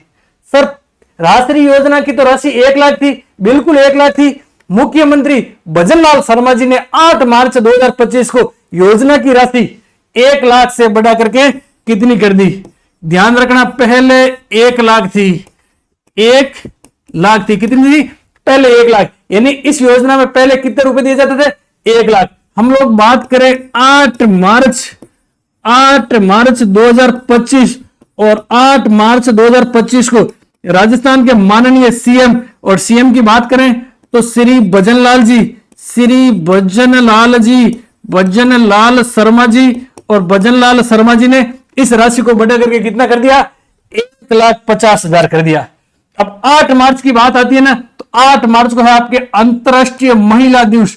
अंतर्राष्ट्रीय महिला दिवस याद रख लेना, अंतर्राष्ट्रीय महिला दिवस, इंटरनेशनल महिला दिवस, या फिर अपन कह सकते हैं इंटरनेशनल वुमेन्स डे। कब मनाया जाता है? 8 मार्च को। 8 मार्च को यह ध्यान रखना प्यारे विद्यार्थियों वसुंधरा राजे का जन्मदिन। सर इसमें किसको लाभ मिलेगा ये तो बताओ प्यारे विद्यार्थियों। लाभ मिलेगा जिनका जन्म, ऐसी बालिका जिनका जन्म गरीब परिवार में हुआ हो, उनके लालन पोषण की चिंता माता पिता को नहीं हो, बालक को नहीं मिलेगा। बालिका की जन्म की यानी कि अपन कह सकते हैं जन्म से 21 वर्ष पूर्ण होने तक सरकार है जो 7 किस्तों में, ये देखो 7 किस्तों में 1,50,000 रुपए देगी। कितनी किस्तों में? 7 किस्तों में 21 साल तक ये राशि देय होगी। सर देय तो होगी, लेकिन इसके लिए पात्र कौन सी बालिका है? जिसका जन्म कब हुआ था? ध्यान रखा 1 अगस्त 2024 के बाद, 1 अगस्त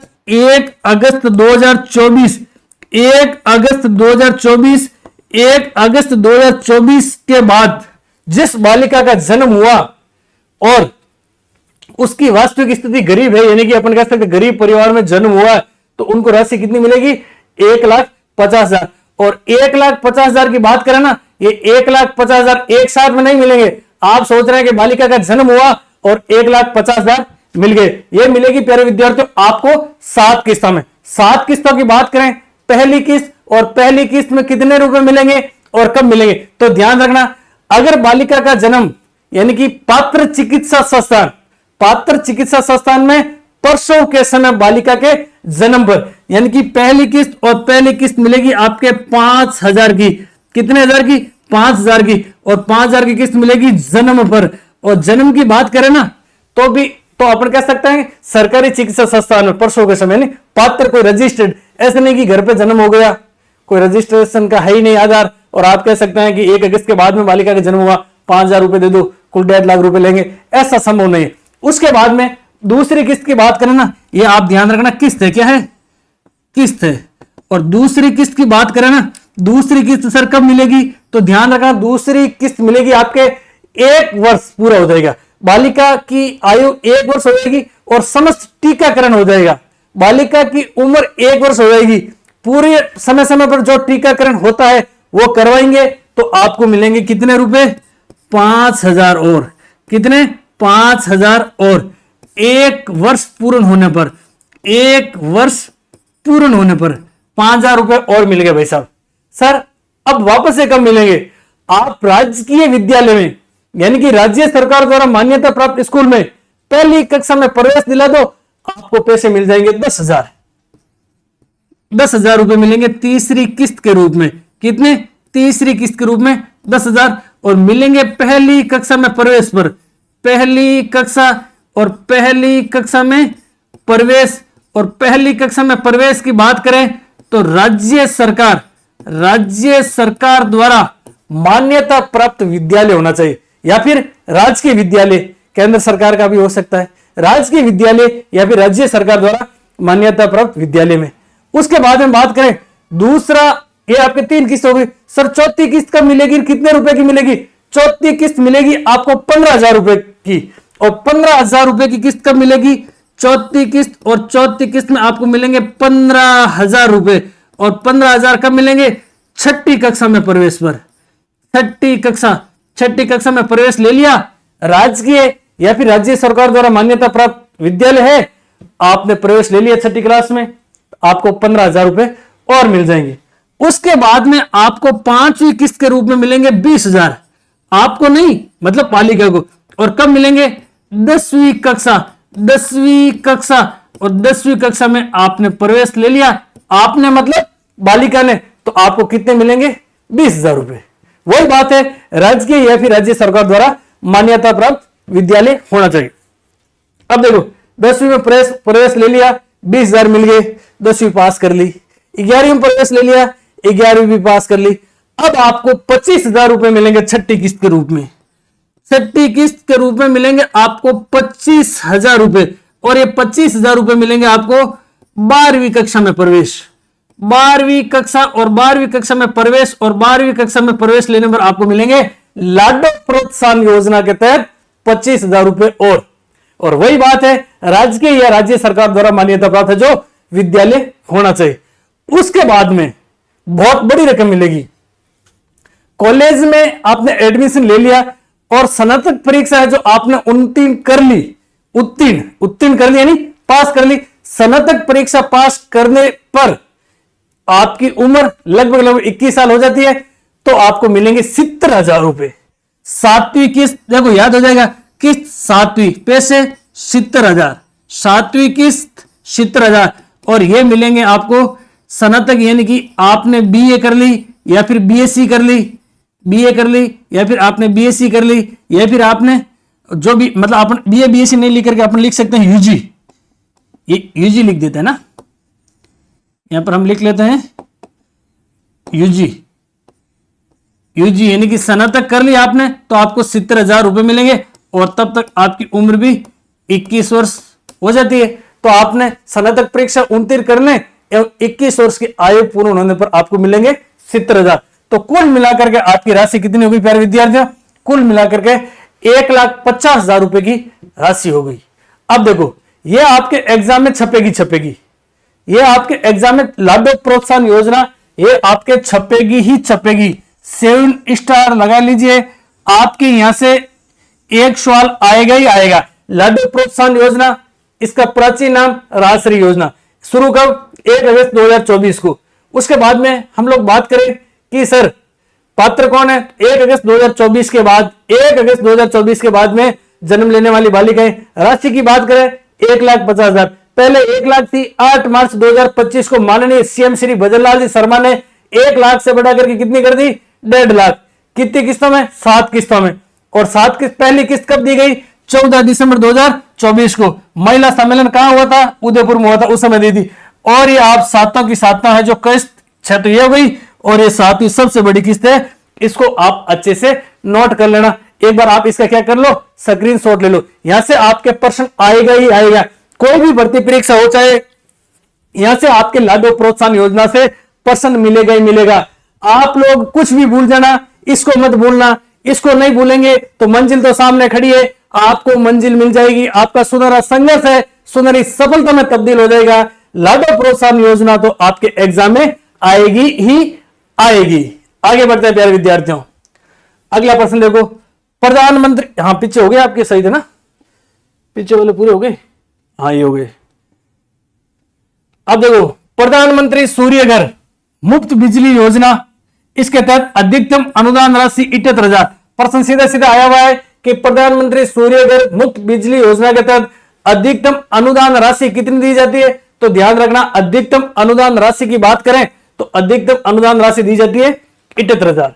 कितनी दी जाती है? 78,000 दी जाती है। अब देखो प्यारे विद्यार्थियों, प्रधानमंत्री सूर्य घर में क्या होता है कि घरों पर रूफटॉप लगाया जाता है। रूफटॉप क्या लगाया जाता है? रूफटॉप लगाया जाता है। और इसके तहत सरकार कितनी राशि देती है? 78,000 अनुदान के रूप में देती है। इस चीज को भी आप लोग नोट डाउन कर लेना। आगे देखिए, भरतपुर और बीकानेर विकास प्राधिकरण के गठन को मंजूरी कब मिली थी? तो 30 नवंबर 2024 को मिली थी। 30 नवंबर 2024 को मिली थी। सीधे 30 नवंबर 2024 को भरतपुर और बीकानेर प्राधिकरण के गठन को मंजूरी मिली। आपके प्रश्न आएगा, सर इसको मंजूरी मिली थी 30 नवंबर को, इसका गठन हो गया क्या? हाँ बिल्कुल गठन हो गया। 15 दिसंबर ये मंजूरी तो मिली थी आपके 30 नवंबर को। और गठन की बात करें ना तो गठन हुआ था आपके, कब गठन हुआ था? आपके 15 दिसंबर को। 23 नवंबर को तो इसको मिली थी मंजूरी, और गठन हुआ था आपके 15 दिसंबर को। कब हुआ था? 15 दिसंबर और 2024 को इसका गठन हो गया था। किसका? भरतपुर और बीकानेर विकास प्राधिकरण का गठन हो गया था। अब देखो प्यारे विद्यार्थियों, अगले प्रश्न की बात करें, गोविंद गुरु जनजातीय क्षेत्रीय विकास योजना का शुभारंभ कब किया गया? तो 15 नवंबर 2024 को गोविंद गुरु जनजातीय क्षेत्रीय विकास योजना का शुभारंभ कब किया गया? तो ध्यान रखना 15 नवंबर को किया गया। 15 नवंबर को मनाया जाता है जनजाति गौरव दिवस। जनजाति गौरव दिवस कब मनाया जाता है? जनजाति और जनजाति गौरव दिवस, जनजाति गौरव दिवस कब मनाया जाता है? तो ध्यान रखना, दिवस मनाया जाता है आपके 15 नवंबर को। कब मनाया जाता है? 15 नवंबर को। गोविंद गुरु जनजातीय क्षेत्रीय विकास योजना 15 नवंबर को प्रारंभ की गई, और जनजाति गौरव दिवस पखवाड़ा 15 से लेकर के 26 नवंबर 2024 तक मनाया गया। अब देखो प्यारे विद्यार्थियों, यहां से तो आपके फैक्चुअल प्रश्न आएगा आएगा। अब ध्यान रखना, यहां पर कौन गए थे? सीएम साहब भजनलाल जी गए थे। और भजनलाल जी ने 15 नवंबर को एक घोषणा की थी कि पर्यटन सर्किट के रूप में, पर्यटन सर्किट के रूप में 4 स्थानों को जोड़ा जाएगा। कितने स्थानों को? 4 स्थानों को। वो 4 स्थान कौन कौन से? ध्यान रखना, सीता माता अभ्यारण्य, उसके बाद में बात करें त्रिपुर सुंदरी माता का मंदिर। और त्रिपुर सुंदरी माता की बात करें ना तो आपके वसुंधरा राज्य की आराध्य देवी सीता माता अभ्यारण्य हो गया, त्रिपुर सुंदरी मंदिर, और बेणेश्वर धाम और मानगढ़ धाम। आपके एक तो आएगा आपके बेणेश्वर धाम, और एक आपके मानगढ़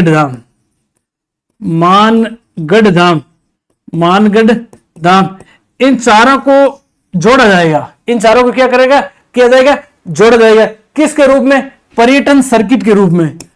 पर्यटन सर्किट के रूप में इनको क्या किया जाएगा?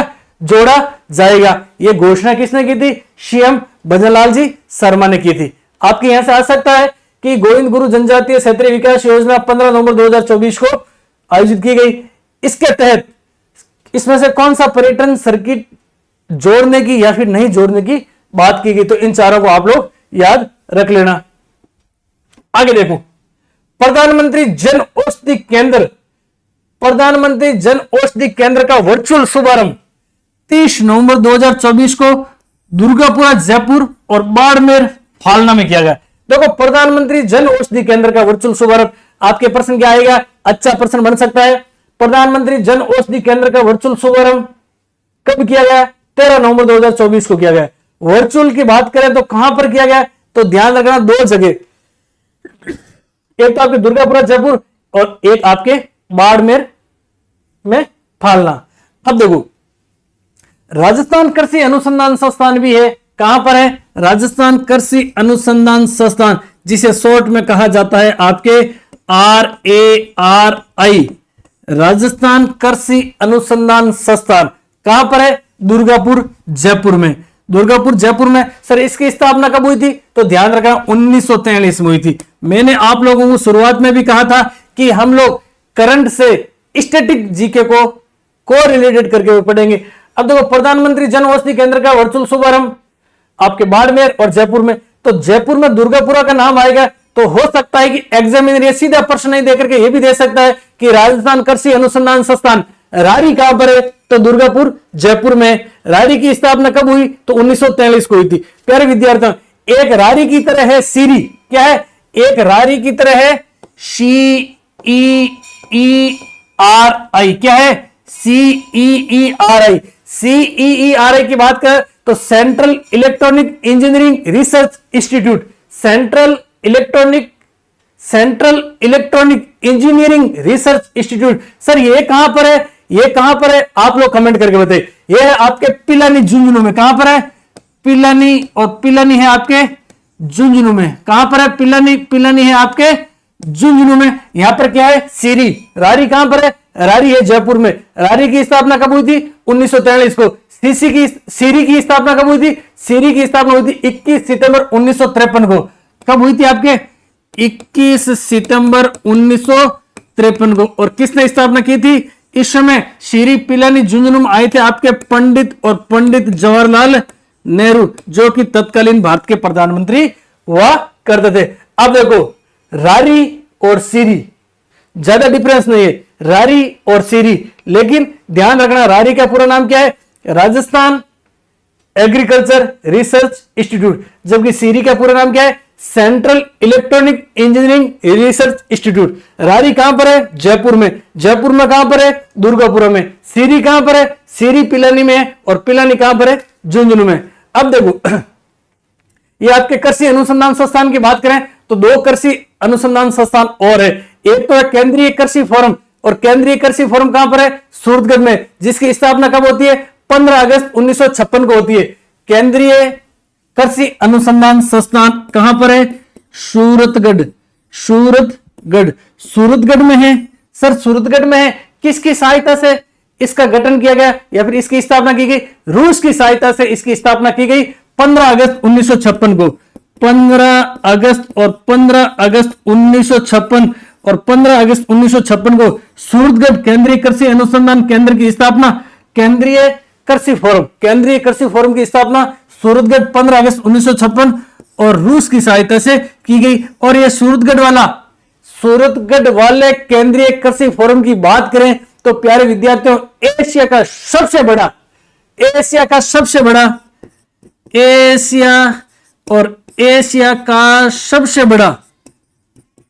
प्रश्न आएगा आपके, एशिया का सबसे बड़ा केंद्रीय कृषि फोरम कहां पर है? सूरतगढ़ में। सर सूरतगढ़ कहां पर है? श्री गंगानगर में। कहां पर है? श्री गंगानगर में। अब देखिए, सूरतगढ़ की तरह एक जैतसर भी कहां पर है? श्री गंगानगर में। जैतसर में भी केंद्रीय कृषि फोरम की स्थापना की गई, और जैतसर केंद्रीय कृषि फोरम की स्थापना 1962 में कनाडा की सहायता से हुई थी। जैतसर केंद्रीय कृषि फोरम और केंद्रीय कृषि फोरम की बात करें, इसकी स्थापना 1962 किसकी सहायता से हुई? तो कनाडा की सहायता से इसकी स्थापना की गई। ठीक है। अब देखो, साथ साथ में करंट के साथ साथ में आप लोगों के कृषि फोरम भी क्या हो रहे हैं? कृषि फोरम भी आप लोगों के क्लियर हो रहे हैं। तभी तो प्यारे विद्यार्थियों, मैंने कहा वन शॉट एक रिवीजन की क्लास हो जाए आपके अक्टूबर से लेकर के कहां तक?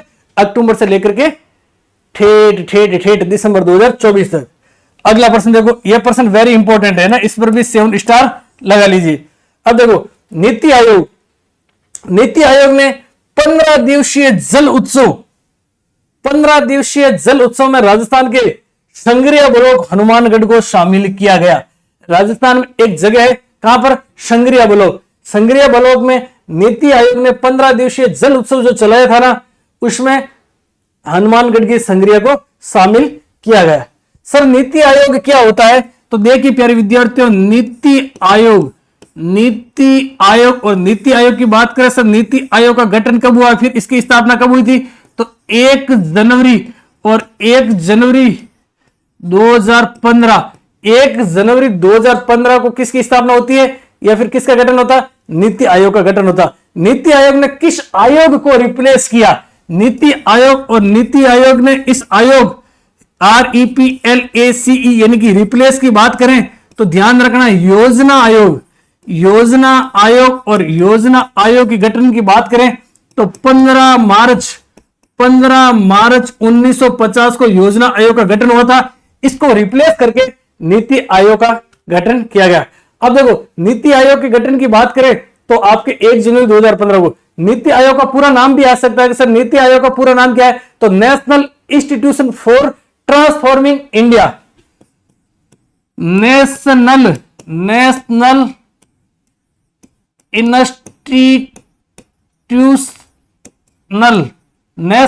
इंस्टीट्यूशनल फॉर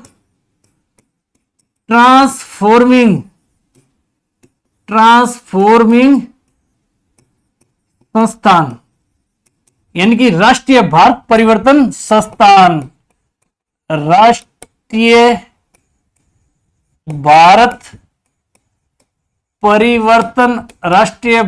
परिवर्तन संस्थान।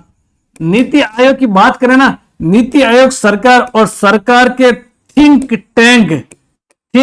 टैंक के रूप में कार्य करता है। कौन? नीति आयोग। थिंक टैंक की बात करें ना तो केंद्र व राज्य सरकारों की नीति निर्माण संबंधी परामर्श देता है। केंद्र व राज्य सरकार, केंद्र व राज्य सरकारों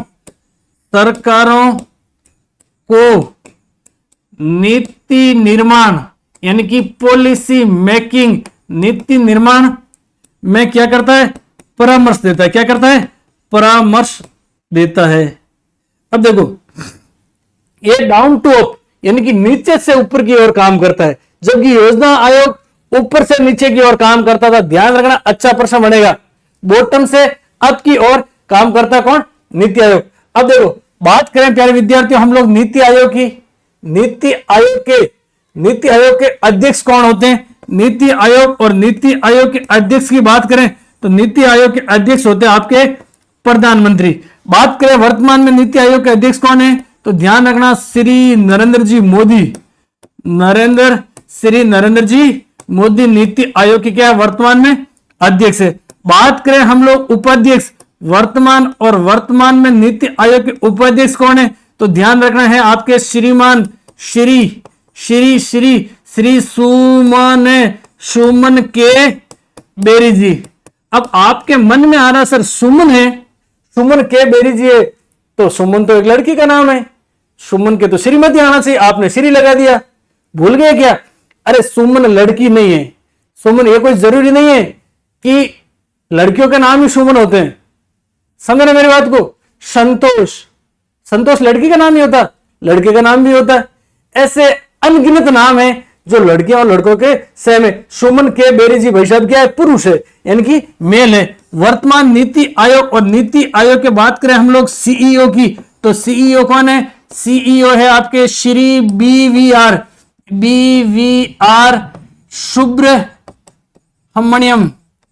सुब्रमण्यम जी है आपके नीति आयोग के सीईओ। अब देखो, एक प्रश्न आपके ये आ सकता है कि नीति आयोग की स्थापना 2015 को हुई, नीति आयोग की स्थापना की घोषणा कब की गई तो ध्यान रखना प्यारे विद्यार्थियों, इसकी घोषणा की बात करें ना तो 15 अगस्त 2014 को मोदी जी ने घोषणा की कि योजना आयोग की जगह किसका गठन किया जाएगा? योजना आयोग की जगह गठन किया जाएगा आपके नीति आयोग का। तो ये चीज आप लोगों को क्या रखना है, ध्यान में रखना है। तो देखिए यहां से आपके 1% आने की पूरी क्या है, संभावना है। नीति आयोग के ऊपर भी आप लगा लीजिए 7 स्टार, यानी कि लगा लीजिए 7 स्टार। अगला प्रश्न देखिए, हाँ अगला प्रश्न है आपके, देश में अक्षय ऊर्जा आधारित बिजली उत्पादन क्षमता में देश की कुल स्थापित क्षमता की 46.3% है। आपके प्रश्न सीधा आया हुआ था। प्रश्न यह था कि देश में अक्षय ऊर्जा आधारित बिजली उत्पादन क्षमता देश की कुल स्थापित ऊर्जा क्षमता की कितनी है, अक्षय ऊर्जा आधारित वाली, तो ध्यान रखना 46.3%। अब देखो प्यारे विद्यार्थियों, सरदार वल्लभ भाई पटेल की जयंती, और जयंती की बात करते 31 अक्टूबर को सरदार वल्लभ भाई पटेल की जयंती मनाई जाती है। जयंती के उपलक्ष्य में रन फॉर यूनिटी का आयोजन किया गया। और आयोजन कब किया गया, तो ध्यान रखना 29 दिसंबर को किया गया। और कहां पर किया गया, जयपुर में किया गया। और इसकी थीम क्या थी, एक भारत श्रेष्ठ भारत। अब देखो सरदार वल्लभ भाई पटेल की बात करते लौह पुरुष कहा जाता था सरदार वल्लभ भाई पटेल को। जब देश आजाद हुआ था, देश के सामने आप लोग जानते हैं, आजादी से पहले की बात करें या फिर संविधान लागू होने से पहले की बात करें तो भारत में अनेक रियासतें थी। और रियासतों की बात करें तो लगभग 465 रियासतें हुआ करती थी। उन सभी रियासतों को एकीकरण करने का श्रेय किसे दिया जाता है, सरदार वल्लभ भाई पटेल को दिया जाता है। इसी उपलक्ष्य में 31 अक्टूबर को सरदार वल्लभ भाई पटेल की जयंती, रन फॉर यूनिटी यानी यूनिटी की बात कर तो एकता, एक भारत श्रेष्ठ भारत इसकी थीम थी। और मैराथन का आयोजन किया गया। कहां पर किया गया, जयपुर में किया गया। कब किया गया, तो किया गया था आपके 29 दिसंबर को किया था। राजस्थान में हनुमानगढ़ जिले में प्रदर्शन के आधार पर विद्यालय की रैंकिंग तय करने की पहल की गई। बिल्कुल, राजस्थान में हनुमानगढ़ जिले से प्रदर्शन के आधार पर सरकारी विद्यालयों की रैंकिंग, और रैंकिंग की बात करें तो हम लोग बात करें शिक्षण कार्य में या फिर बात कर रहे हैं शिक्षण सहायक गतिविधियों में, यानी को करिकुलम यानी कि शिक्षण के साथ साथ में और गतिविधियां कौन कौन सी होती है, या फिर बात करें स्कूल में जो संसाधन है उन संसाधनों का किस प्रकार से उपयोग किया जाता है, या फिर स्कूल की कोई बार शिकायतें तो नहीं है, सबको देख करके हनुमानगढ़ जिले से रैंकिंग का निर्धारण किया गया। अब देखो उपहार सहकार दीपोत्सव मेला कब लगा, तो 22 से 30 अक्टूबर तक। कहां पर लगा, जयपुर में लगा था। सहकारिता विभाग ने इसका आयोजन करवाया था। आयोजन की बात करें तो आयोजन करवाया था आपके सहकारिता विभाग ने इसका करवाया था आयोजन।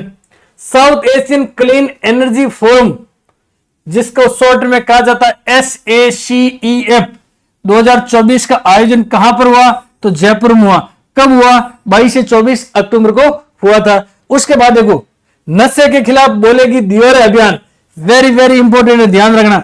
नशे के खिलाफ बोलेगी दीवारें अभियान कहां चलाया गया, श्री गंगानगर में चलाया गया। इसी प्रकार से एक नशा मुक्त अभियान चलाया गया, नशा मुक्त अभियान। और इस अभियान की बात करें ना, इस अभियान का नाम था प्यारे विद्यार्थियों अंकुश। क्या था, अंकुश। और ये अंकुश अभियान की बात करें सर, अंकुश अभियान कहां पर चलाया गया, तो ध्यान रखना आपके चलाया गया था प्यारे विद्यार्थियों, कौन सा नेर, बीकानेर में चलाया गया था। कहां पर, बीकानेर में चलाया गया था। बीकानेर की स्थापना की बात करें तो बिक्का और नेहरा जाट, राव बिक्का जो कि जोधा जी का 5वां पुत्र था, आका तीज के दिन बीकानेर की स्थापना यानी स्थापना की जाती है। 11 दिवसीय राष्ट्रीय लोक सांस्कृतिक कार्यक्रम लोकरंग कितने दिन चला था, 11 दिन चला था। कौन सा संस्करण था, 27वां संस्करण था। आयोजन कहां पर किया गया, जौहर कला केंद्र जयपुर में किया गया। कब किया गया, 18 से 20 अक्टूबर को किया गया। आप लोग याद रख लेना। उर्वरकों की कालाबाजारी रोकने के लिए कृषि विभाग द्वारा गुण नियंत्रण अभियान रबी 2024-25 चलाया गया था। ठीक है, किससे संबंधित है, तो फसलों से संबंधित है। आगे चलते हैं, rising Rajasthan global investment summit, very important, यह प्रश्न आपके आएगा। Rising Rajasthan global investment summit कब हुआ, 9 से 11 दिसंबर को हुआ था। कब हुआ था, rising Rajasthan global invest summit 9 से 11 दिसंबर को हुआ था। सर कहां पर हुआ था, तो ध्यान रख लेना प्यारे विद्यार्थियों, कहां पर हुआ था? यह हुआ था आपके जयपुर में। कहां पर हुआ था? जयपुर में हुआ था। इसका उद्देश्य क्या था? तो ध्यान रखना, राजस्थान की अर्थव्यवस्था, जो राजस्थान की इकोनॉमी है, इसको आगामी 5 वर्षों में $350 बिलियन, आगामी 5 वर्ष में इकोनॉमी और इकोनॉमी को आगामी की बात करें तो आगामी 5 वर्षों में $350 बिलियन। कितने? $350 बिलियन। याद रख लेना, 350 बिलियन और $350 बिलियन तक करने का लक्ष्य रखा गया। किसके तहत? Rising Rajasthan global investment summit के तहत, यानी कि निवेश को आकर्षित करने के उद्देश्य से। इसका उद्देश्य क्या था? इस समिट का उद्देश्य क्या था? उद्देश्य की बात करें ना, निवेश को आकर्षित करना। किसको आकर्षित करना? निवेश को क्या करना? आकर्षित करना। यानी कि राजस्थान में ज्यादा से ज्यादा क्या होना चाहिए? इन्वेस्टमेंट होना चाहिए। कौन सा इन्वेस्टमेंट? देखो, राजस्थान निवेश प्रोत्साहन योजना की बात करें, 8 अक्टूबर 2024 को शुरू की गई। आयुष्मान भारत संबल योजना की बात करें तो 15 दिसंबर 2024 को शुरू की गई। अब देखो, राइजिंग राजस्थान ग्लोबल समिट की तरह ही सीतापुरा जयपुर में एक और आयोजन किया गया, और इस समिट का नाम क्या था? Jaipur exhibition convention centre. Jaipur exhibition और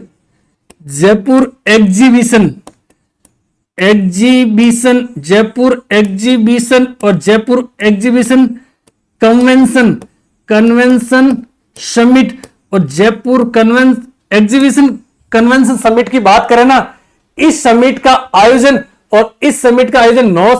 9 दिसंबर 2024 को किया गया। और इसका उद्घाटन किसने किया? इसका उद्घाटन किया था आपके पीएम मोदी जी ने। पीएम साहब ने, इन्होंने इसका किया था उद्घाटन। क्या किया था? उद्घाटन किया था। और कब किया था? तो 9 दिसंबर की बात करें तो 2024 को जयपुर एग्जीबिशन कन्वेंशन सेंटर का उद्घाटन किया गया। और कहां पर किया गया सर? जयपुर में किया गया। सर जयपुर में कहां पर किया गया? ये लो आपके किया गया था आपके सीतापुरा में। जयपुर में कहां पर? सीतापुरा में। इन दोनों में से आपको 1% मिलेगा ही मिलेगा। आप बाकी भूल जाना कुछ भी, लेकिन इस स्लाइड को आप लोगों को याद रखना ही रखना है, क्योंकि प्यारे विद्यार्थी यहां से आपके सीधा प्रश्न बनेगा। क्या? सीधा प्रश्न बनेगा। भूल जाना बाकी वाला, लेकिन इस स्लाइड को तो आप लोगों को याद रखना ही रखना है। यहां से आपका सीधा क्या बनेगा? प्रश्न बनेगा।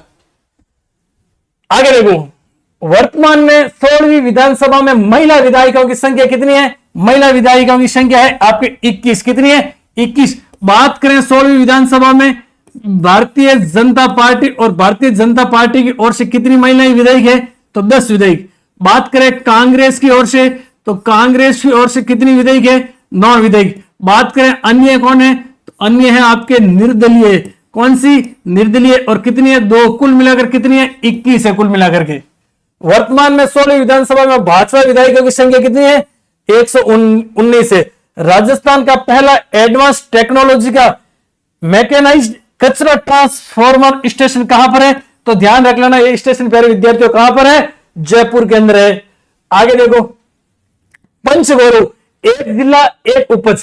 देखो, एक जिला एक उपज, एक वानस्पतिक प्रजाति, उत्पाद और पर्यटन स्थल, खेल, यानी कि एक जिला एक उत्पाद। ये पंचगौरव। और पंचगौरव की बात करें ना, तो राजस्थान सरकार के कार्यकाल की पहली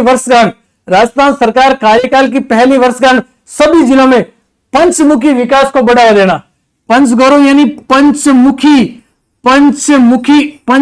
विकास, और पंचमुखी विकास को क्या देना? बढ़ावा देना।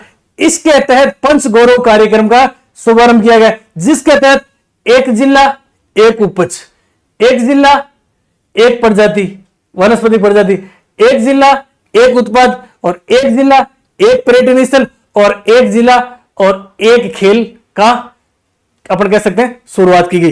खेल की बात करें तो खेल विभाग। अब देखो, कई बार ये भी प्रश्न आ सकता है ये किससे संबंधित है? तो उपज आएगी। तो उपज किससे संबंधित है? कृषि विभाग से।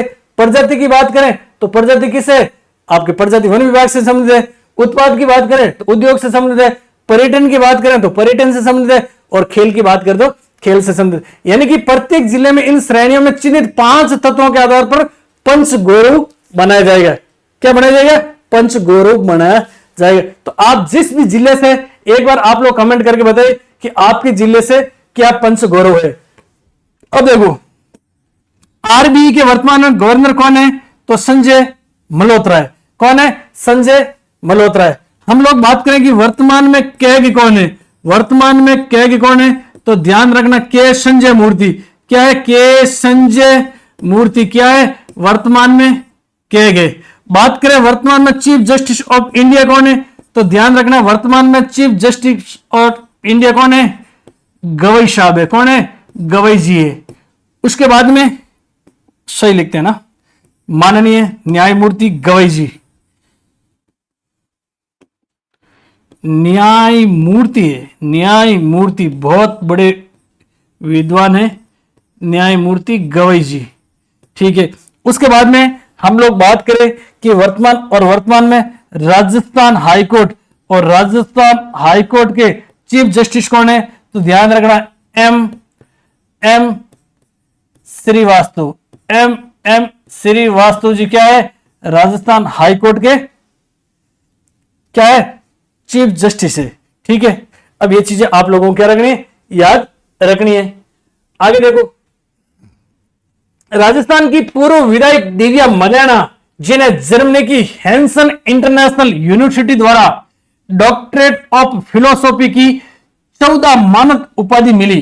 देखो, दिव्या मदेना की बात करें तो ध्यान रखना प्यारे विद्यार्थियों, दिव्या मदेना 15वीं विधानसभा में ओशिया विधानसभा क्षेत्र और ओशिया विधानसभा क्षेत्र से क्या रही थी? एमएलए रही थी, यानी विधायक रही थी 15वीं विधानसभा में। दिव्या जी को जर्मनी की हैंसन इंटरनेशनल यूनिवर्सिटी द्वारा डॉक्टरेट ऑफ फिलोसॉफी की 14 मानद उपाधि से नवाजा गया था। 50वां ऑनलाइन प्रश्न देखिए, बीएसएफ ने अपना 60वां स्थापना दिवस 1 दिसंबर 2024 को जोधपुर में मनाया गया। बीएसएफ ने अपना 60वां स्थापना दिवस 2024 को जोधपुर में मनाया गया था। बीएसएफ की बात करें तो बॉर्डर सिक्योरिटी फोर्स। आप लोग जानते हैं 1965 युद्ध के बाद में किसका गठन किया गया? बीएसएफ का गठन किया गया था। अब प्यारे विद्यार्थियों, बीएसएफ का गठन क्यों किया गया, या फिर हम लोग बात करें जो भी सेनाएं हैं, जैसे कि हम लोग बात करें सीआरपीएफ है, या फिर हम लोग बात करें आर्मी है, इनका गठन क्यों किया गया? आप लोग राजनीति विज्ञान पढ़ते हैं, आप लोग भारतीय संविधान पढ़ते हैं, आप लोग बैर एक्ट पढ़ते हैं। आप लोगों को पता होगा भारतीय संविधान का आर्टिकल 355, भारतीय संविधान का आर्टिकल 355 में साफ साफ शब्दों में लिखा हुआ है कि अगर संघ के राज्यों को चाहे बाहरी या आंतरिक रूप से कोई खतरा होता है ना, तो उस मामले में संघ की जिम्मेदारी होती है, संघ की ड्यूटी होती है कि चाहे इंटरनल या फिर बाहरी कोई झगड़े हो या फिर युद्ध की स्थिति हो, उस मामले में राज्य और राज्य क्षेत्र की समस्त जिम्मेदारी यानी कि संरक्षण की सुरक्षा की जिम्मेदारी किनकी है? केंद्र सरकार की है। ये ऐसा उल्लेख कहां पर है? भारतीय संविधान के आर्टिकल 355 में है। ठीक है प्यारे विद्यार्थियों, अब देखो हम लोगों ने शुरू किया था अक्टूबर से लेकर के दिसंबर 2024 तक का करंट और करंट अफेयर के प्यारे विद्यार्थियों, आप लोगों के सामने मैंने निचोड़ प्रस्तुत करने की कोशिश की। आशा और अपेक्षा करता हूं, आई होप ये क्लास आप लोगों के लिए सेशन अति महत्वपूर्ण साबित होगा। यानी आपके अपकमिंग चाहे कोई भी एग्जाम हो राजस्थान स्तर का, उस राजस्थान स्तर के एग्जाम में करंट अफेयर तो आता ही आता है। और जैसा कि मैंने आप लोगों को शुरुआत में कहा था कि अक्टूबर से लेकर के दिसंबर 2024 तक आप लोग केवल करंट ही नहीं पढ़ेंगे, करंट का मैं आप लोगों के सामने निचोड़ प्रस्तुत करूंगा, डाइजेस्ट प्रस्तुत करूंगा, जो कि आपके हर कोई अपकमिंग एग्जाम में सभी भर्ती परीक्षाओं के लिए अति उपयोगी होगा। जैसे कि हम लोगों ने शुरुआत में बात की थी कि हम लोग पढ़ेंगे करंट को स्टैटिक जीके के साथ में जोड़ करके। किसके साथ में? स्टैटिक जीके के साथ में जोड़कर। तो मैंने आप लोगों के सामने इस प्रकार का कंटेंट लाने की कोशिश की, प्रस्तुत करने की कोशिश की कि आपका कम कंटेंट में मैक्सिमम मार्क्स मिल जाए। तो अब देखिए प्यारे विद्यार्थियों, आपने करंट खूब पढ़ा, आप करंट खूब और पढ़ते रहना, लेकिन कोई भी भर्ती परीक्षा की तैयारी करो, इस आज वाली क्लास को आप लोग जरूर पढ़ना, इस क्लास को आप लोग जरूर पढ़ना, जिससे आप लोगों का कम कंटेंट में मैक्सिमम है जो प्यारे विद्यार्थियों आउटपुट मिल जाएगा। तो हम लोगों ने अक्टूबर से दिसंबर का करंट अफेयर पढ़ा इस सेशन में। अगर आप लोगों के लिए क्लास हेल्पफुल रहे और आपको लगे कि वाकई में ये क्लास हमारे लिए हेल्पफुल है, तो मैं आप लोगों के सामने जनवरी, फरवरी और मार्च एक शानदार वाला और जानदार वाला सेशन, अगर सकारात्मक कमेंट आएंगे इस क्लास में तो मैं इससे दुगुनी मेहनत करके मैं और मेरी पूरी टीम इस प्रकार से मेहनत करेंगे कि जनवरी, फरवरी और मार्च का करंट का निचोड़ इससे कई गुना ज्यादा आपको बेटर मिले, इनकी बेहतरीन मिले। तो प्यारे विद्यार्थियों, आपको जैसी भी क्लास लगी कमेंट जरूर करें। और अगर आप लोग राजनीति विज्ञान से तैयारी कर रहे हैं, चाहे स्कूल लेक्चरर की, या फिर आप लोग तैयारी कर रहे हैं असिस्टेंट प्रोफेसर की, या फिर आप लोग तैयारी कर रहे हैं नेट JRF की, तो इसके लिए आप लोग ये टेस्ट सीरीज ज्वाइन कर सकते हैं। अधिक जानकारी के लिए दिए गए मोबाइल नंबर पर संपर्क कर सकते हैं, क्योंकि प्यारे विद्यार्थियों सफल व्यक्ति ही बता सकते हैं सफलता के राज। और मेरा सिलेक्शन जो कि आरपीएससी स्कूल वैकेदा भर्ती परीक्षा 2022 में हुआ, तो मुझे पता है कि आरपीएससी बात करें राजनीति विज्ञान से असिस्टेंट प्रोफेसर की, या फिर नेट JRF की, या फिर स्कूल लेक्चरर की, किस प्रकार के कठिनाई भरे प्रश्न देती है, प्रश्न ज्यादा आने की कहां से अपेक्षा रहती है, उम्मीद रहती है, आशा रहती है। इसी प्रकार का कंटेंट आपको मैंने 6 यूनिट जो है आपके स्कूल लेक्चरर की 100 प्रश्नों के माध्यम से, विथ व्याख्यात्मक हल के माध्यम से, विथ आपकी वीडियो सॉल्यूशन के माध्यम से आप लोगों के सामने कम कंटेंट में मैक्सिमम मार्क्स किस प्रकार से आ सके, छोटा सा प्रयास किया। अगर आपको यह प्रयास देखना हो तो आपको इसकी एक PDF निःशुल्क रूप से मिल जाएगी। आप दिए गए मोबाइल नंबर पर मैसेज कर देना और पढ़ते रहिए, हंसते रहिए, मस्त रहिए, गुदगुदाते रहिए। और अगर आपको क्लास अच्छी लगी और आपको लगे सर क्लास आप कंटिन्यू रखो, इसी प्रकार से आप लोग जीके का निचोड़ देख रहे हो, तो प्यारे विद्यार्थियों आप कमेंट बॉक्स में कमेंट करेंगे। उस कमेंट के आधार पर हम लोग आप लोगों के लिए आगे की मेहनत करेंगे। तो जय हिंद, जय संविधान, जय भारत साथियों।